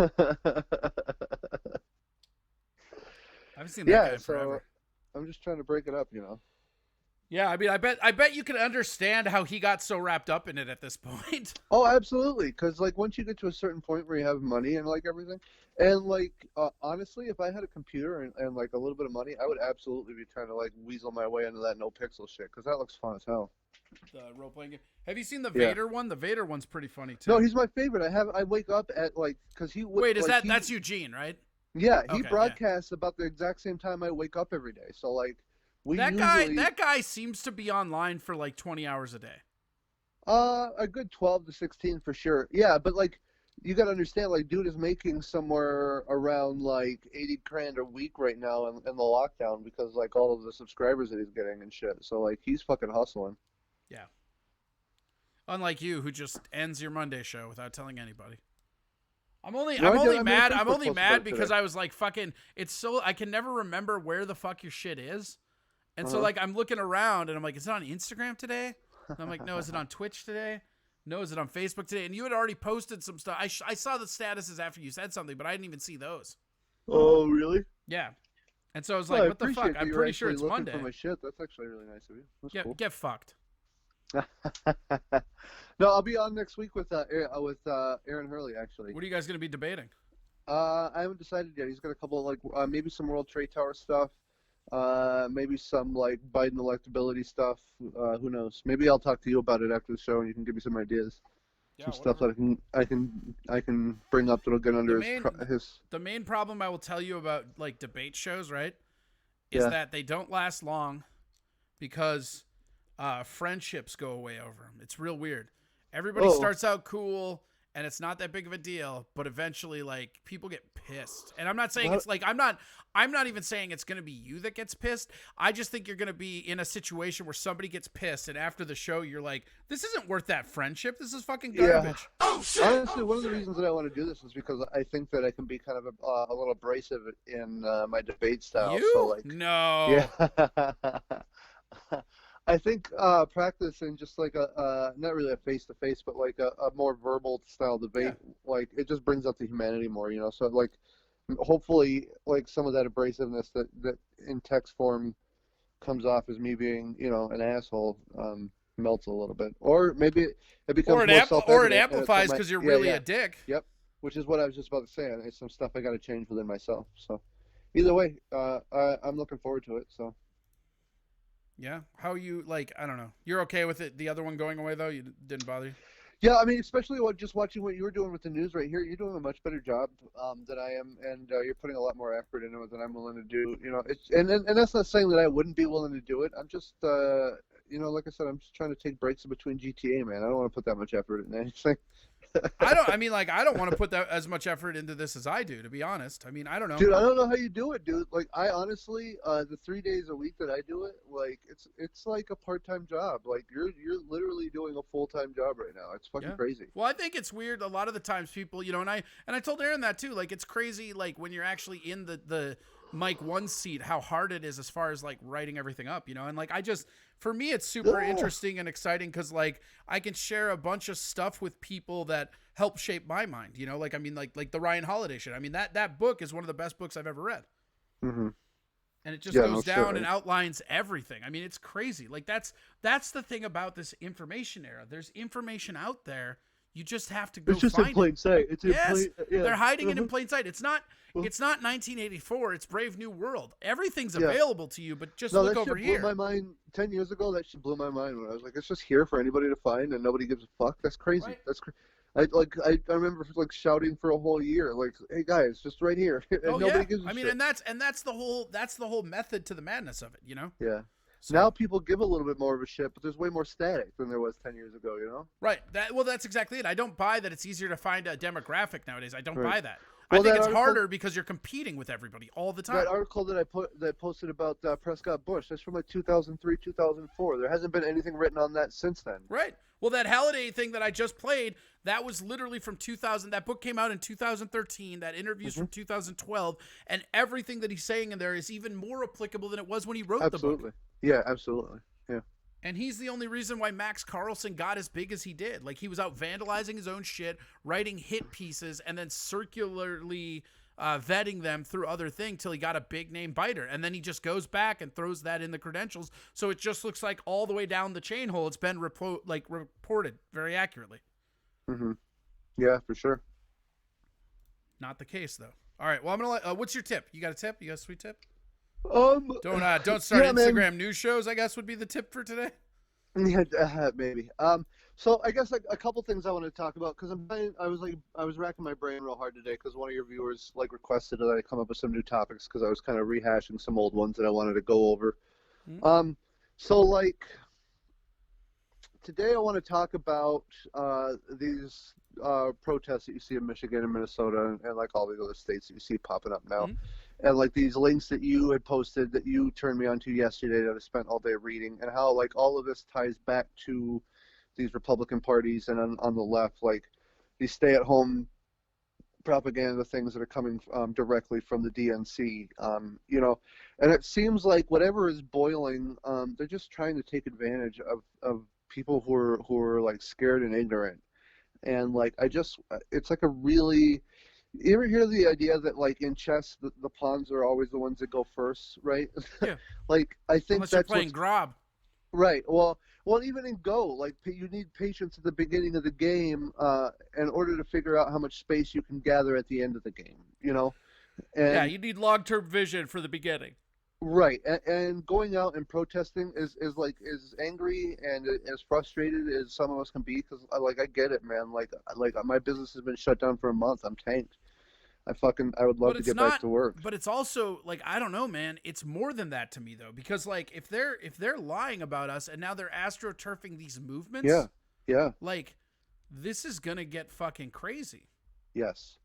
No, and that's what I'm saying, and like it's more important to just, especially as a libertarian, like as an outsider anyway, like just like sit on your front lawn and watch these fuckers eat each other alive and see what the fuck is around. I've been sitting on my front lawn watching people eat themselves alive for years. Yeah, and as fun as it might be to like go out there and like fuck, like see all these protests or whatever, like you couldn't catch me dead at one of these things, and whatever happens as a result of whatever the fuck they're trying to but here's the instigate, thing. But here's the thing. You say that now, but if the numbers keep underperforming and they keep ratcheting up the lockdown, you'd be out there too. Oh, for sure, absolutely. But that's the other thing is that like we just don't know any fucking numbers, man. Right. We just, That's we have no math on this, and that's what pisses me off because that just goes back to the 4 different models that we were talking about. Correct. The And no other day. matter Yeah. what happens, they're going to either blame or credit the quarantine to do whatever they want to do next. Mm-hmm. No, and that's why it's so important to pay attention to those models. Yes. To see what's actually going to be working, what's not. Yeah, I agree. I would say so. Just check your models. That's your advice. Yeah, check your models for sure. And then I wanted to talk a little bit about packaging and stuff. Like anybody that maybe had some friends in states like Colorado or California or like Michigan that might want to ship you anything, just like safe ways to get that in the mail nowadays. Because there's probably a lot of federal agencies that are preoccupied with other shit and aren't really going through mail because of fear of COVID. They weren't really going through mail anyways. No, they weren't. But like some things you can try that I have seen done in the past is like one, you never sign for any package. It's like a pretty like 101 basic, right? Yep. You never have anyone send you anything that requires a signature. The other thing that I think is a really kind of a handy tip is that like whoever's going to send you something, have them send you a few just empty letters or a postcard or something first with a name that's not yours on it. And get the post guy used to that name being associated with your address so that when other packages come, they don't get held up at the post office and you don't actually have to put your name on the package you're sending to yourself. Sure. Yeah, that seems all right, I guess. I don't think that's an unreasonable tip. All right, well, we're going to cut you short. I'm going to try and get Sarge squeezed in here. Yeah, do that, man. Thank all right, you. buddy. Yep. Tell everybody where to find you. I guess it's not on Mondays anymore, huh? No. Well, yeah, it still will be. Same thing under Tovarius_79 here on Twitch. Instagram this Wednesday at 6. Steven Tovar79, and then Who's the Facebook guest is this friends. Wednesday? I don't have one yet, so I'm gonna start asking tomorrow. I was waiting for someone to offer, but So for the record, right? yeah, You canceled today's show and you don't have a guest for Wednesday. yeah, but I'll have one. I'm not worried about that. Are you quitting the internet? Is that what's happening? Don't lie to me. I'll know. I'm going full GTA. No, man. Yeah. I'm like 100%, Is that like you can follow me on here, but I'll only be in character? If anything, I'll be talking to myself and sobbing because no one wants to be my friend on Wednesday, but I'll be on. Yeah. Well. All right. Goodbye. Bye. That was Steven Tovar. Nobody wants to be his friend. You heard it from him first. Let's fucking call Sarge's bitch ass.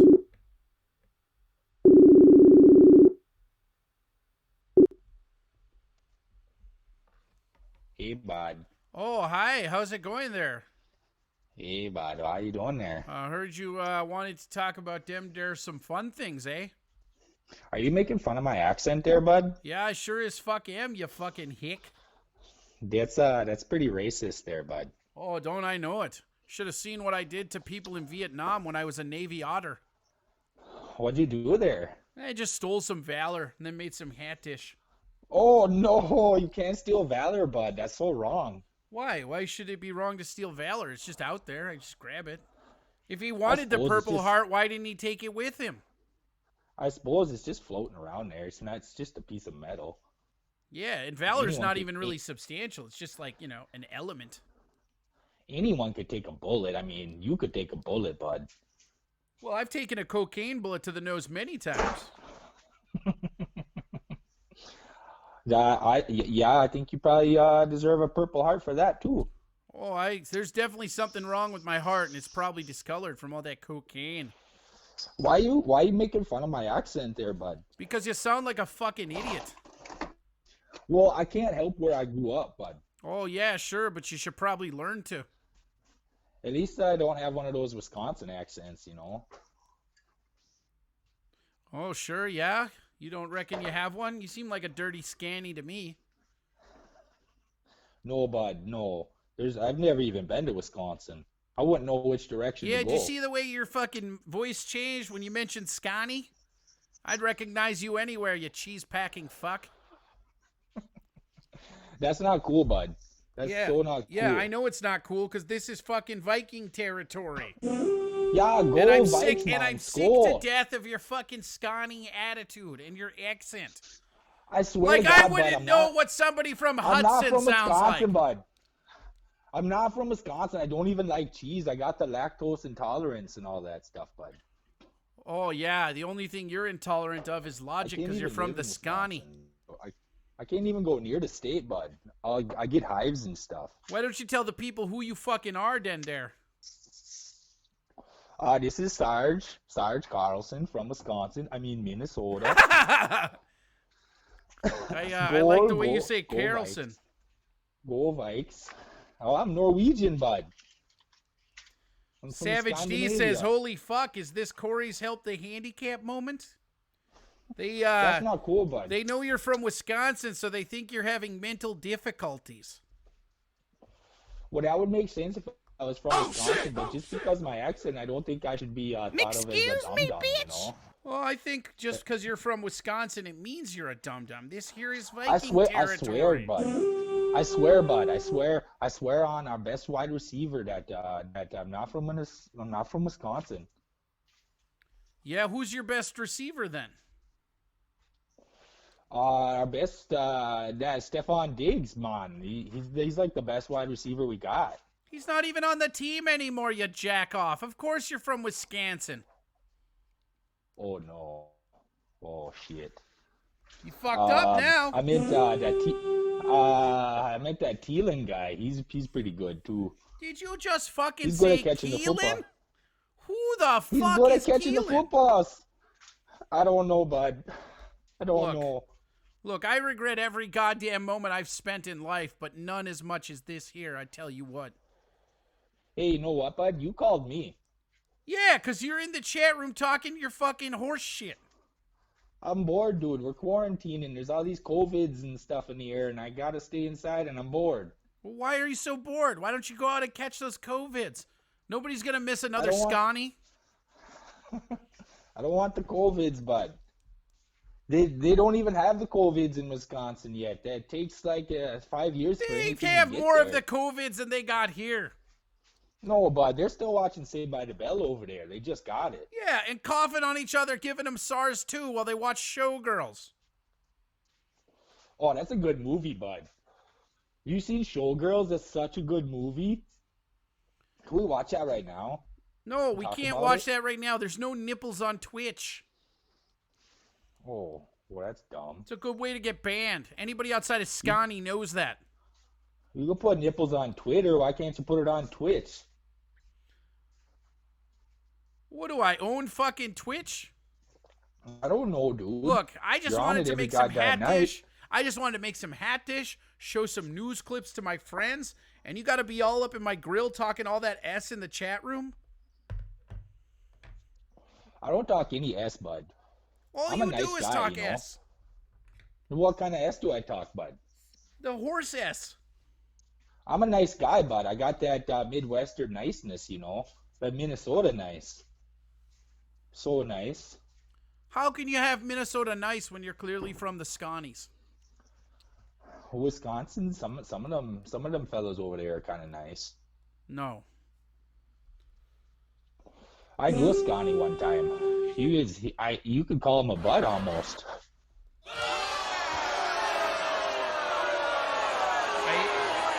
I think I hate you. Goodbye.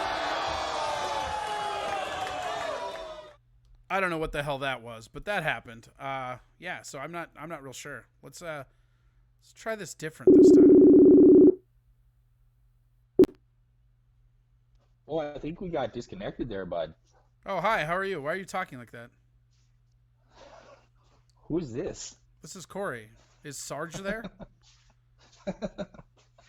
What's up, buddy? What up, guy? I never knew you were such an improv mastermind. I'm not your guy, buddy.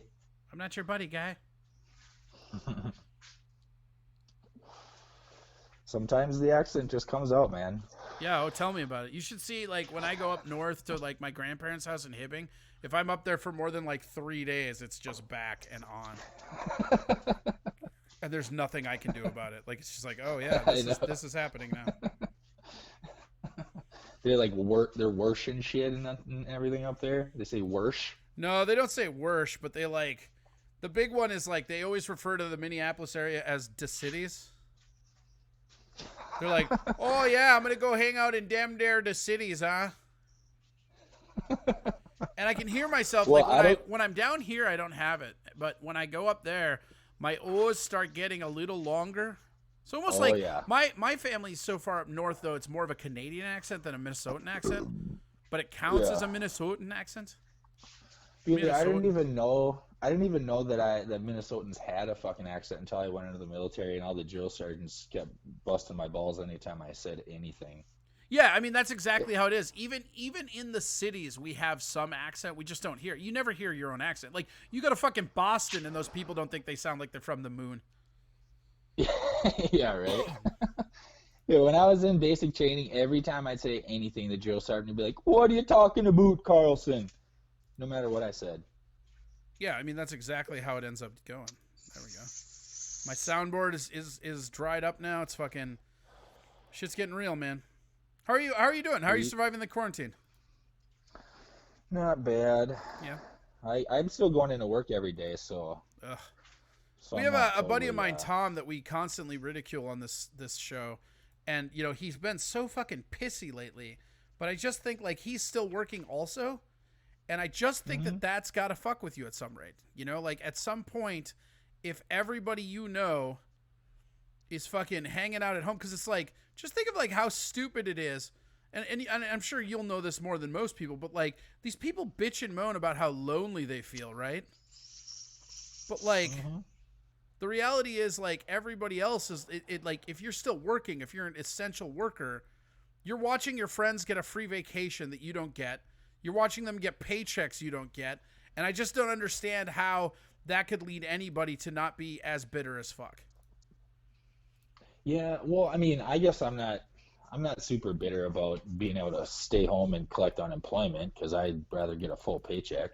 Right, but that's not most people, and you know that. That is true. Yeah, it's kind of a trend in America. We have a few people that are definitely down for that whole situation. Well, it's almost like it's become the new American dream to just be at home. Yeah. You know what I mean? Like, well, to just be at home or to be able to work from home. I mean, whichever one is applicable, you know, like, but it's funny. Because that's what it is, you know, like these people, like people are so mad right now. And it's like, if I have to see one more fucking sad bastard post from one of my friends about like, oh, I don't know what I'll do today, blah, blah, blah. Everything's the worst. It's like, bitch, you're getting paid to.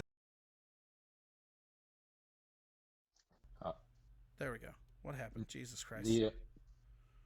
This internet is the worst. You're getting paid literally to stay at home. Like, what the fuck? You know what I mean? Like, and that sucks. But at the same time, like, let's stop acting like it's a fucking world crisis for you. Because for people like you that are out working, I just think the optics, because that, like, Tom is getting super mad about it.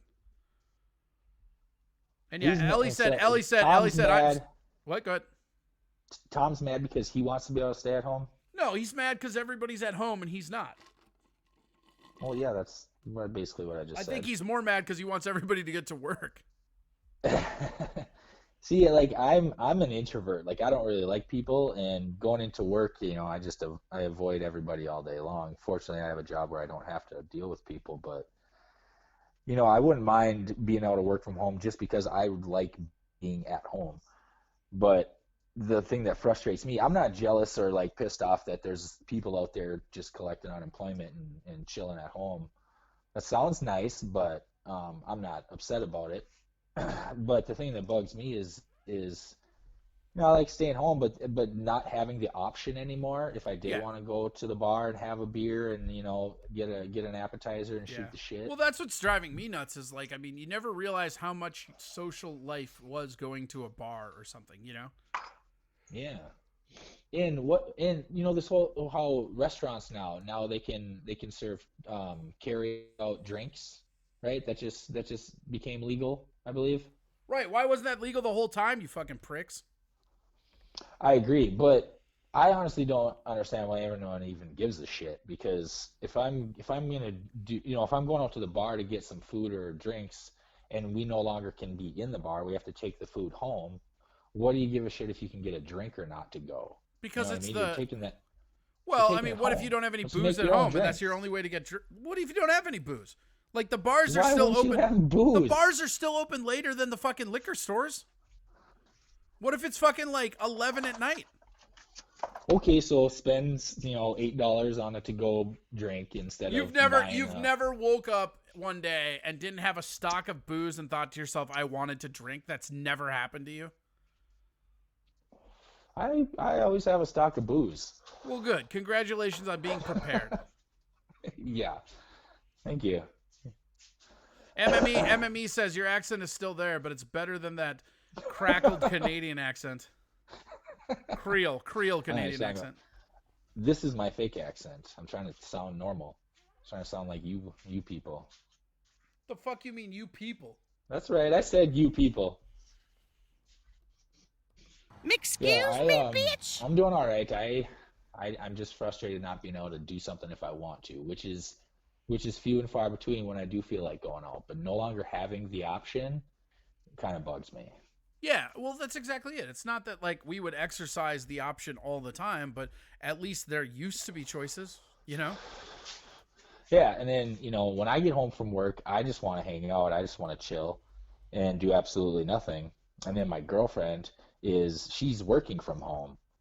So she's on the laptop sitting at the desk all day long from home, and she's way more social than me. I bet that's not stressful in your relationship at all.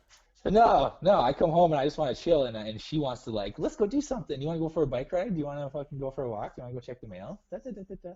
And she's just so excited to see me, which is cute and adorable, and I love it. But I'm the complete opposite.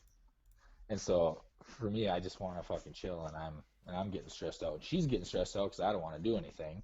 Sure. It's gonna be a Well, weird. you can't spot do to be in. anything. The only things you can do are like go on a bike ride, and then you don't even have a destination. You just ride around. Yeah, I guess. I don't fucking know. Like, did you have destinations before that? I don't know. Well, we had the option. I don't know how these bike ride things go. We just ride around, going up hills and shit. It's not fun. Maybe you're just not taking the right attitude into your activity, Sarge. Definitely not. Maybe you just need to little bit more love into your life. I really do feel like I'm getting crankier as I'm aging. Yeah, you're trying. Well, I mean, you were being a bitch in the chat room earlier, so I'd agree with that. I wasn't being a bitch. You kind of were. You're like, oh, it's not fun. Yeah, I hop on this thing every single night that you're on, pretty much, just to kind of see what you're talking about. Sure. And it's just boring. You guys are just talking about serious shit. Yeah, sometimes the world needs people to discuss serious shit, man. There's also all fun we have. too. It's not all we have. What we have is a bunch of people. What we have is a bunch of people huddled in their fucking houses trying to escape from the serious shit. Yeah, that's not addressing. You're just giving them more serious shit. Right, because that's not addressing it. You still need to address it. That's like saying I'm not going to pay rent this month because it's not fun. That's what you're doing.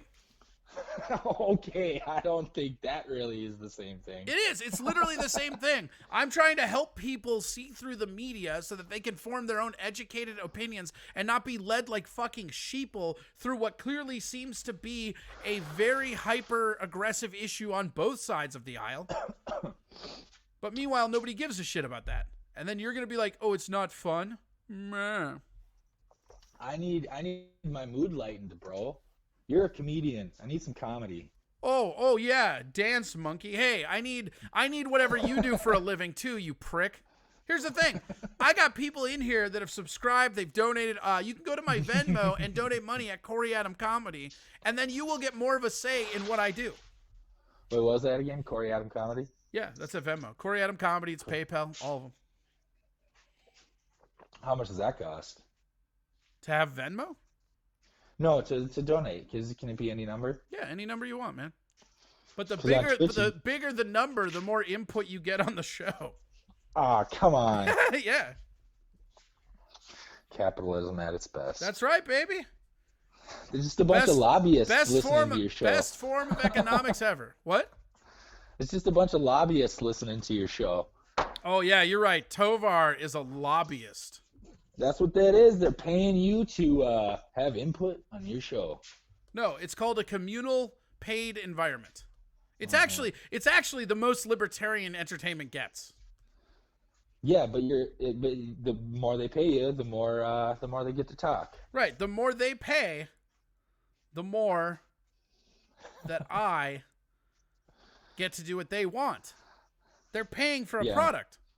Look at me. I haven't paid for shit, and I'm talking. Mute when snorting, please. I've tried donating on that Twitch, but all I see is like you got to subscribe like monthly. Is that how that works? Sure. Or can you like select different amounts? Well, you can subscribe. The subscription is monthly, right? And that helps a bunch. Or you can give bits, and that also helps. Like Mr. Black just did right now. What an awesome fucking person he is, donating, rather than criticizing a program that I know conflicts him inside sometimes politically. He's still here supporting. Why can't you be more like Mr. Black Minneapolis, Sarge? Give you money? No. Or bits? Sure. Give you bits? Dave says Corey hurts me. Yeah, I do. You pay top bits for that hurt. I gave you a bit as soon as I got on this conversation. I gave you the old Minnesota bit. Okay, first off, like that. You're an it's idiot. A bit, right? That's not a bit. That's just you fucking not being creative at all. Like, what can I? You're like, what can I do to stand out on this comedy show? All right, the old Minnesota bit. Because guess what? Everybody in Minnesota, they've never heard a joke about their accent. God, this is gonna be content. And you dare to call us boring? Get fucked, dude. Your first chance to be an individual, you're like, oh, what if I wow him with the old Minnesota accent, eh? That's the only accent I got. Oh shit! Oh shit! Well, maybe you should get a different one. I don't know if my actual personality is much better than the Minnesota bit. I don't think it is, actually. I think you led. I think by not doing who you actually are, you led with your best note. Also, shout out to A Bombers, who is also giving bits. These are a list of people that get more say in the content than you do, Sarge. I want you to know that. Mr. Black Minneapolis, King of Clubs, K-Fallen, King of Clubs again, Bly Dog. All of them get more say in this program than you do. Deal with that. What's the topic of your conversation this evening? What you guys been talking about mostly? Just serious stuff that you hate. Well, let's change it up. Come on. What do you? Okay, fine. Yeah. Okay, fine. New segment. We're already 10 minutes over when I normally quit, but let's start a new segment. All right. What's it gonna be about? What are we working with? XFL? Should we talk XFL and how well that's doing? Yeah, that sucks. They'll be back. I'm not worried about it. It was a Are better. you just like losing subscribers right now? Yeah. Oh no. Since you've been on the show, all we've done is tanked. You come in here and you shit on what pays the fucking bills, and then they leave. How's it going for you? We had 35 viewers when you came on. We're down to 13. Hey, how's it going with you in this whole quarantine? And bad, because I have friends that are sabotaging the only way I can make money, you prick. This ain't the only way, bud. Shh. I suppose you can't bet on shit right now, can you? No. Huh. Well, there's yeah, MME hit it on the head. MME hit it on the head. Well, what the fuck do you want to talk about? Damn, complains and has no solutions. You're basically like the Republican Party talking about healthcare right now. Fuck Obamacare. Well, what would you like to do different? Well, I mean, I don't know, but fuck Obamacare. Well, I've talked about fucking coronavirus and all that shit as much as I think I can talk about it. Right, because you don't listen and you're not getting educated on all these sweet new angles that I'm giving you on this show. I'm giving you the tools to discuss it more. What do I need to be educated on?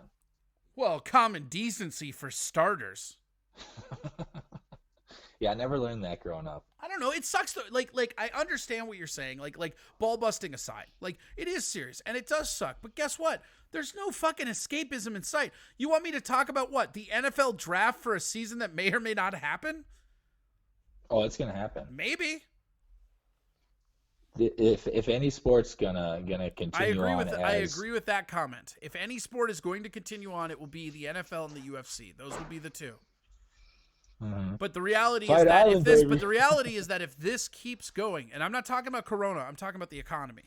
If this keeps going, the economy crashes, we go into a depression. How do you get out of a depression?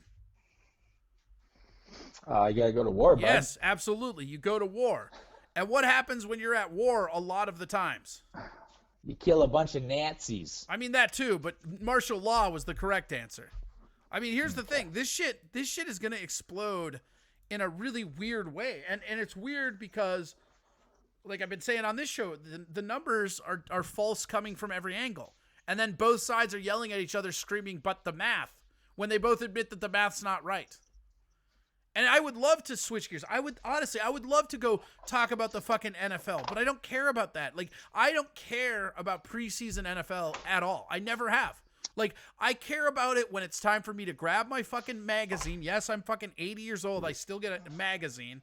And I grab. Oh, yeah, me too. Yeah, oh, dude, it's like a fucking. I've been playing fantasy football since I was 15, and like grabbing the magazine is just part of the experience, you know. So until that magazine is in my hand, I don't give a fuck about football. And there's no playoffs in basketball. That's done. There's no baseball. That's done. Like everything I ever use to distract myself from is usually sports.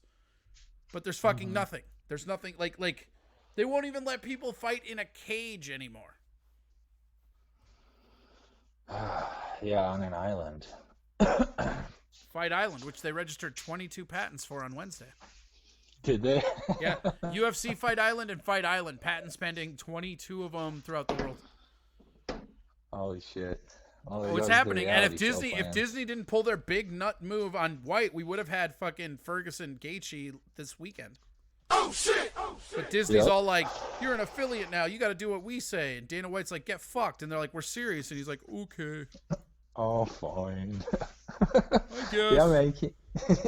You can't fuck with Disney, dude. Nah, man. Disney is not to be trifled with. Man, if Walt could just see where it's what it's become, he'd be so proud. Yeah, you think so, or would he cry? No. I think that dude liked money. Yeah. I think he liked money a lot. No, I don't. I think you're wrong. I think he hates money. No. He loves money. Hates Jews. Whoa. That took a turn. I wasn't ready for that. See? That's what you gotta do. You gotta take a turn in this show sometimes. That's right. Well, I'm just excited you finally got on this show. I've been trying to have you on here for a while. Glad it finally worked out. I wish it would have started better. I wish you would have put more effort in, but whatever. I'll work on my accents. Maybe I'll work on a southern accent or some obscure country where you can't quite tell where I'm from. That's probably the better choice. Yep. I was just playing sound effects over you the whole time, so they don't even know what you said.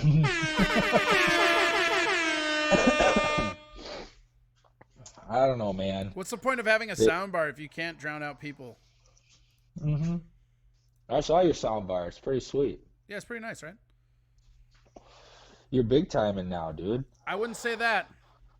No, so I was asking though, how's it going? Because you can't do comedy. Yep. I mean, at least. Oh, Dave, hold on. Dave wants sad trombone. That's on there too. Wah, wah, wah.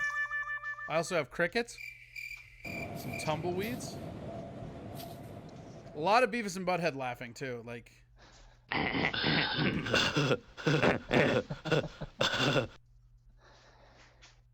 Yeah, the thing that sucks the most about this is that there's no end in sight. That's what I'm saying, and there's no way this gets back to normal when they tell us it's going to.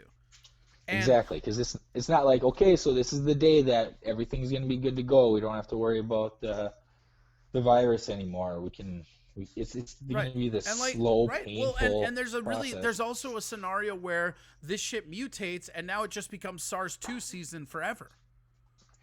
Yeah.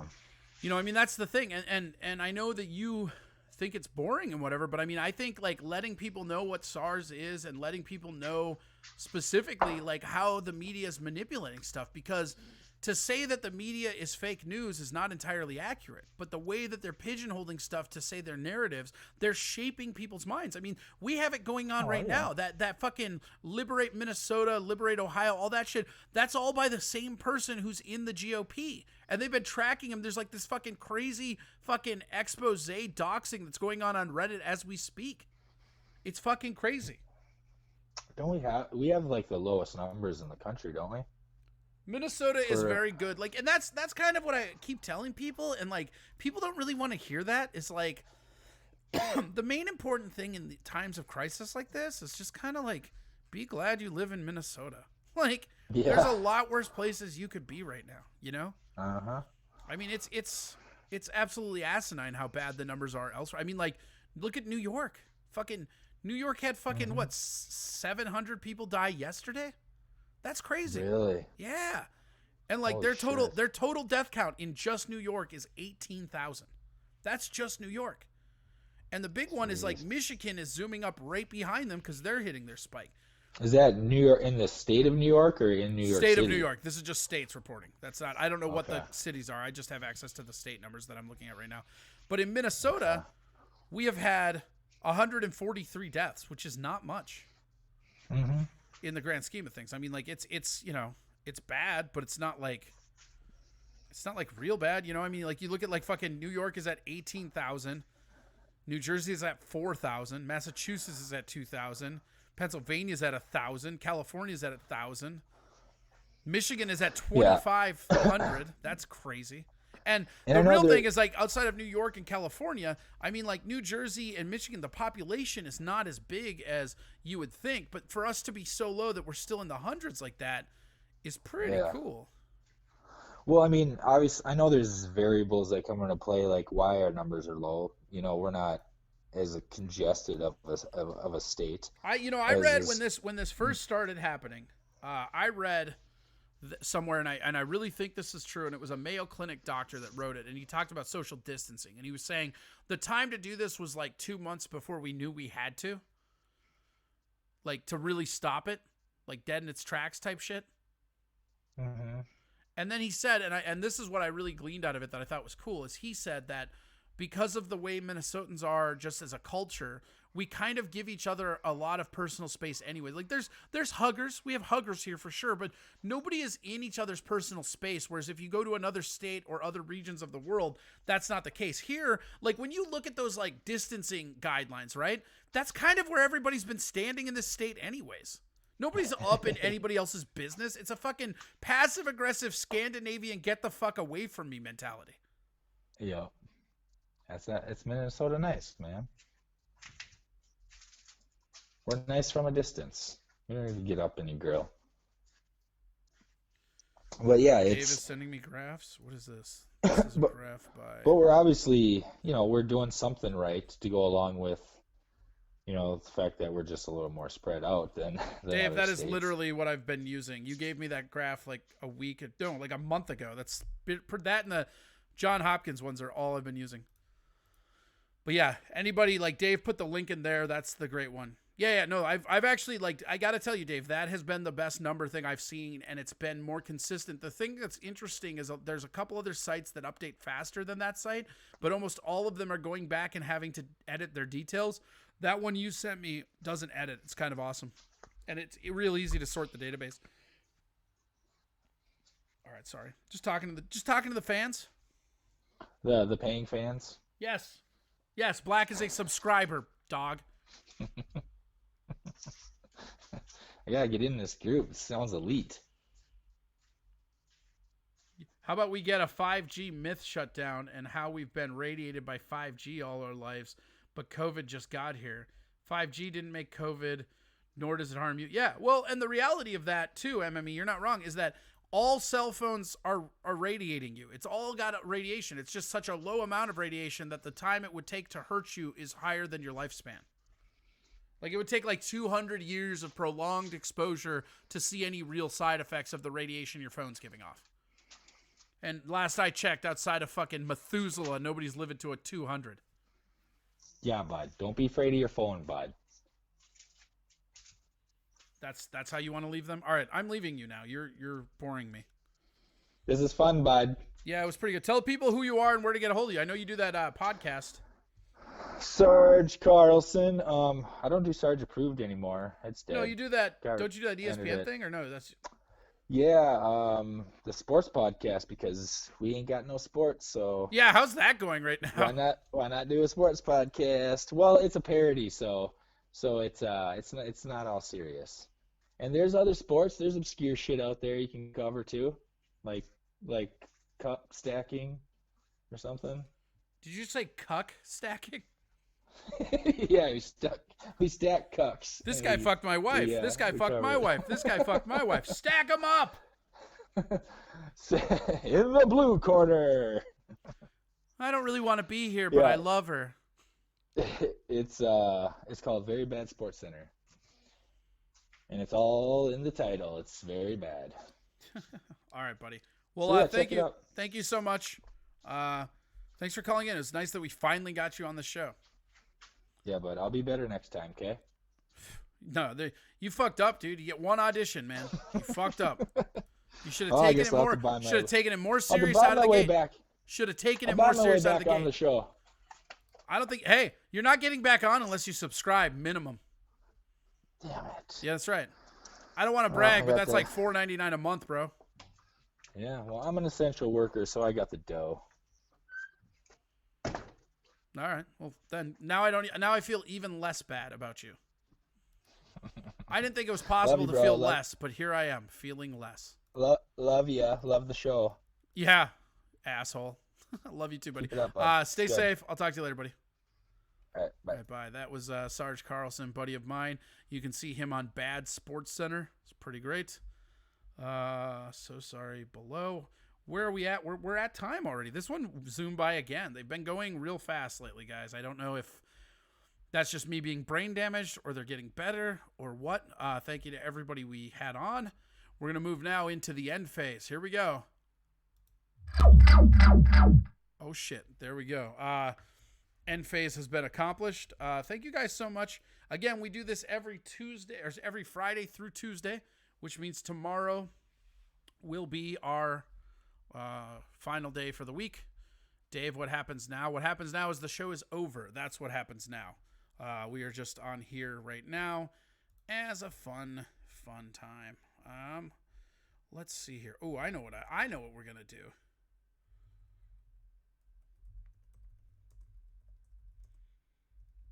There we go. Just got to get that in. Perfect. Let's take that off. Let's go here. Perfect. Yes, there we go. Again, thank you so much for watching and interacting and just being here in general. We do this every night, Friday through Tuesday. Yep, have a great night. Thank you guys so much. Thank you so much for everybody that subscribed, everybody that donates. All of your donations make it possible for this show to continue. Don't forget to go on Venmo or PayPal and send me money directly. All the money you send me goes directly to paying my bills, keeping the lights on, and keeping content coming for you. If you have anything that you would like covered or something you think I did poorly or you want links, feel free to hit me up at Corey Adam Comedy. You can find me on Facebook. Just message me on Facebook. It's under Corey Adam Comedy. I'll respond to stuff. I don't give a fuck. I'm not scared of the internet. You can go on Twitter, Instagram. I don't know why I have Google Plus in this, but there it is. You can hit me up on a format that's been dead for years because I didn't know that when I put it in because I'm a moron. But yeah, other than that, other than me being an absolute fucking moron. Oh shit! That's about it. That's our show for tonight. We'll see you tomorrow. And again, we do this Friday through Tuesday. So tomorrow will actually be our fucking Friday, baby. Thank you to everybody. Thank you so much. Goodbye and good night.